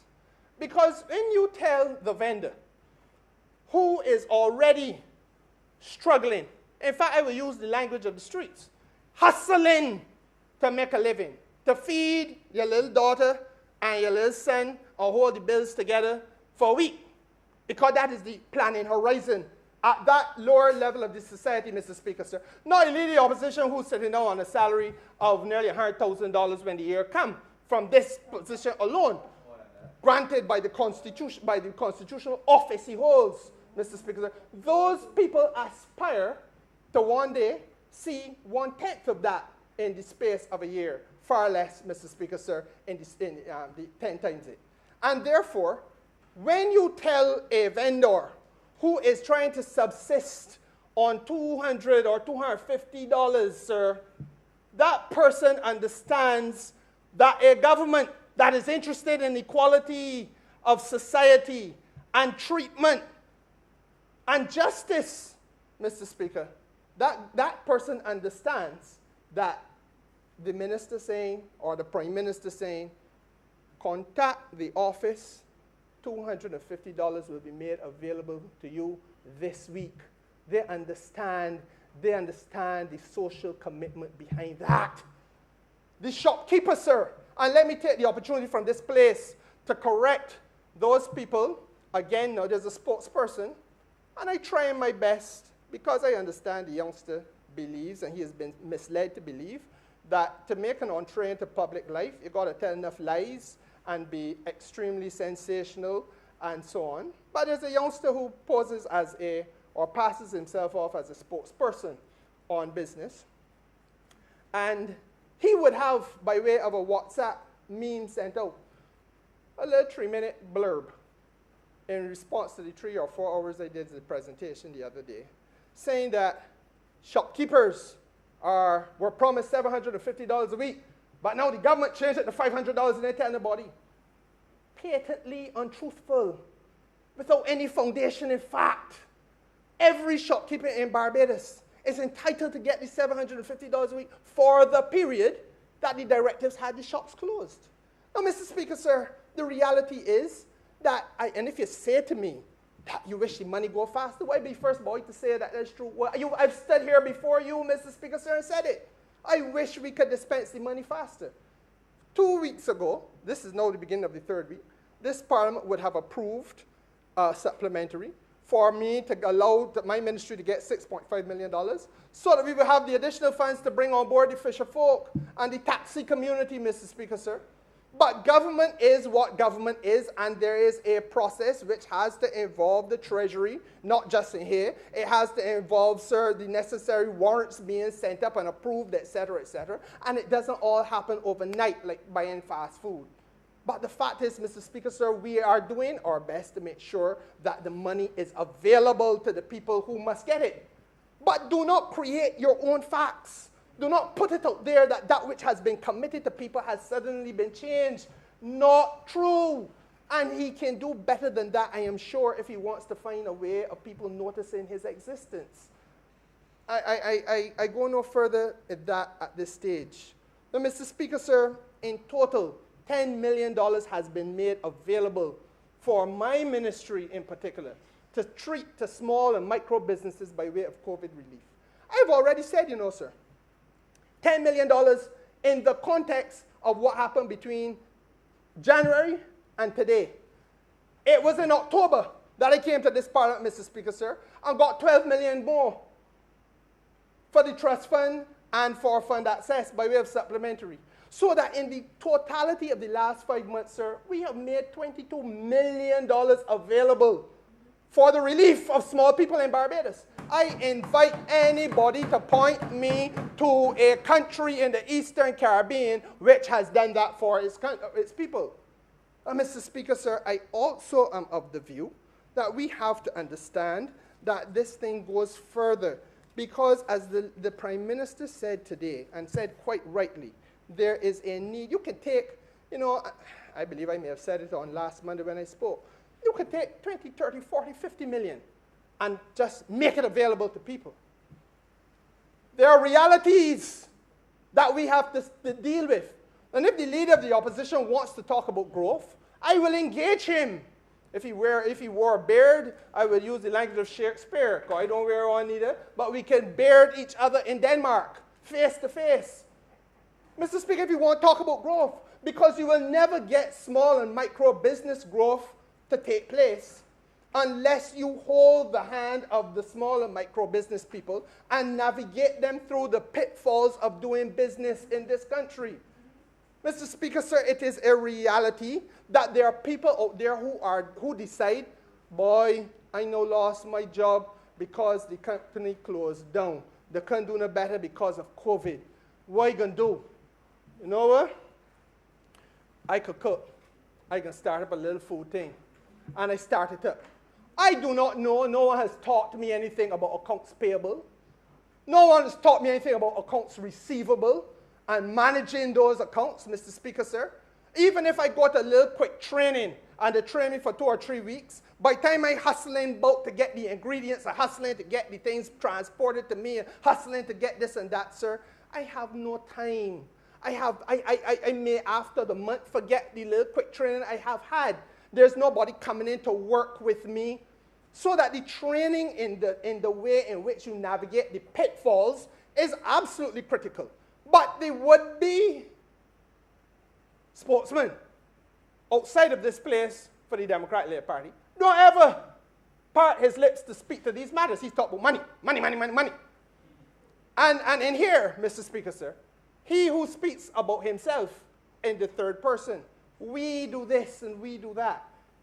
And to create the impression, mischievously so, because he knows better, create the impression that he has a party of a lot of people, when the one body he had left him shortly after the by-election defeat in St. George and has never been seen again. So that reality is, sir, the we is me. And Mr. Speaker, sir, he does not speak to these things either. I have said, sir, that we have to train our small and micro business people to understand how they develop a business plan. Because if you ain't got a business plan, you may be perfectly well-intentioned, but you have to understand how to develop your business. Sir, you have to understand how to market that which you are producing or selling. Somebody got to train you in that, and somebody has, sir, to help you develop the plan. It don't just happen by accident, sir.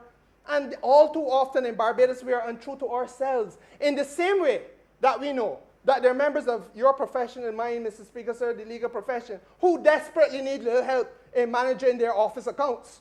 Mr. Speaker, sir, it is true that there is a Concorde sitting at Grantley Adams International Airport. And I, sir, having served as Minister of International Transport and called for it, must tell you that done with that, and up to now I can't find the marketing or business plan.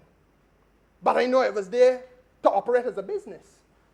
So if you've got multiple billions of dollars in investments sitting down there, and you can't show me the business plan, the marketing plan, what about the little fella, sir, that has a $2,000 investment, but he needs to have the assistance too?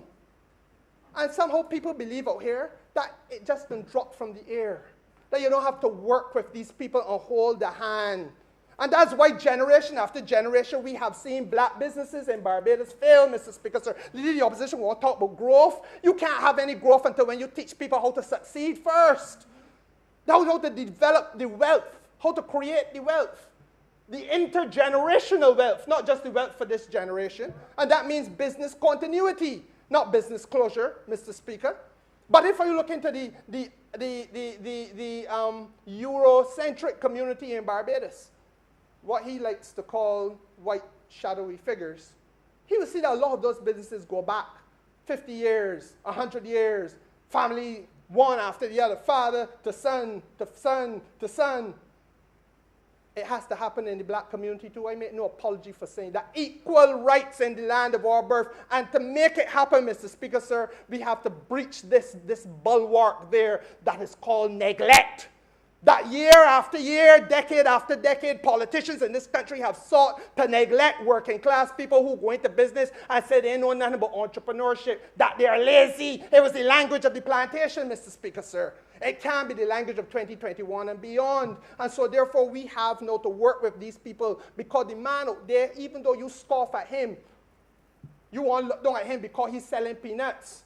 The man out there who's selling the peanuts and the coconuts, Mr. Speaker, is an entrepreneur in the same way as the man who opened up a paint factory. Huh? The color of the skin should not be the problem here. It has to be the commitment of the government to support and to uplift, Mr. Speaker, and to help them to understand. 2 more minutes. No, Mr. Speaker, sir, 2 minutes is insufficient time. It really is. I feel, Mr. Speaker, sir, that there's a duty also to speak to another question with regard to where we have gone in the assistance of people. Because, you know, throughout COVID, we have talked only about the business community, as though the ordinary families don't exist. This government, sir, must be regarded for its heroic effort in trying to reach out to families, ordinary families like your constituents and mine, Mr. Speaker. Households where none were employed were provided a minimum income of $600 a month. The leader of the opposition just spoke in the aftermath of a year when this country went through COVID pain, and did not once in his speech collide with the fact that this is the first time in the history of post-independent Barbados that there has been a government that has reached out so magnanimously to assist people. Not only did the government reach out, it is the first time, Mr. Speaker, sir, that the government has built a linkage between those in the society who have with those in the society who have not. And then you had an Adopt a Families program. Did you hear the leader of the opposition speak to any of this, sir? Did you hear him? Let's talk about white shadowy figures. It was the white shadowy figures that were approached and said, look, man, you're making a lot of money in this country. Try and make some available, please, to help your neighbor across the street who is in less happy circumstances than you are. At least $600 a month. And that Adopt the Families program, Mr. Speaker, sir, would have raised funds to help this government carry the load of making sure that there was economic survival and not social chaos and mayhem because people were hungry and protesting. You know that happened in some parts of the Caribbean. Do you know that, sir? That there are some parts of this English-speaking Caribbean where people felt so neglected that they had to protest in the streets. Not in Barbados, sir. And we have a leader of the opposition who takes it for granted, who feels that it's just a matter of waving a wand and feels, sir, that he is too large.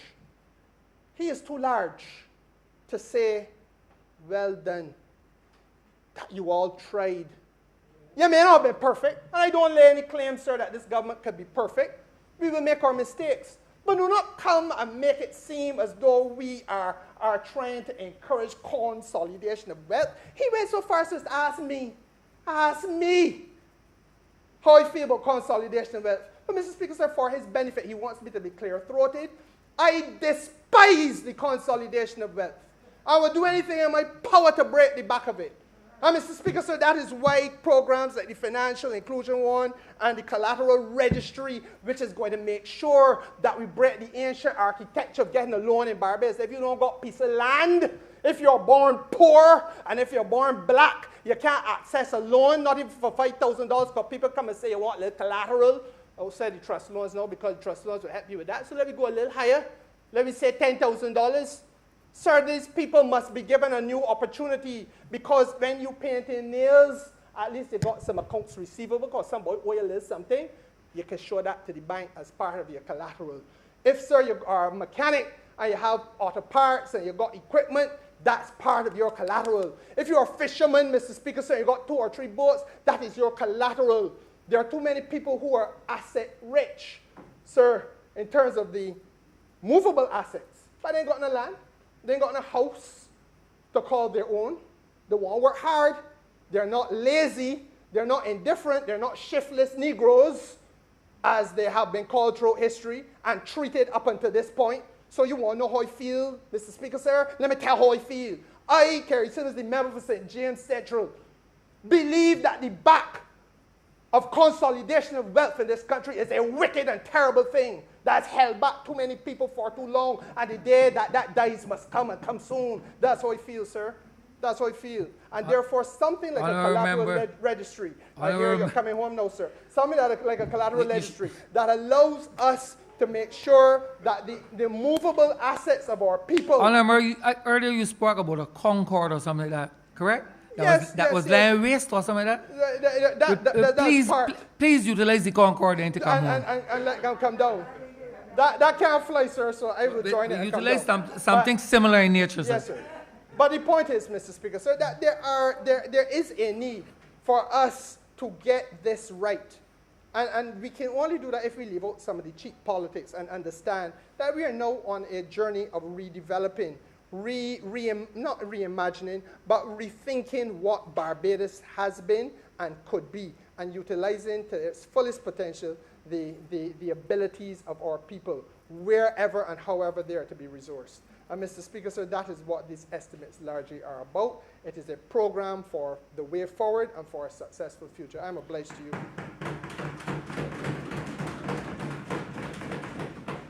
Honorable Leader, Government Business. Thank you, Mr. Speaker. With that, I beg to move the suspension of the sitting until 10 a.m. tomorrow. I just want to remind colleagues that given the shortened time for the estimate, I would ask that at least a 15-20 minute be considered so that all members can try to get in their speeches in time, and so that we don't delay the sit-in, as we have supplementaries as well to follow after we finish the estimates debate. Thank you, sir. The question is that this Honorable Chairman be suspended until 10 a.m. tomorrow morning, the 23rd of March, 2021. All those honorable members in favor, please say aye. Those against, please say no. We think the ayes have it. This honorable chamber stands suspended until tomorrow, the 23rd day of March 2021 at 10 a.m. in the forenoon.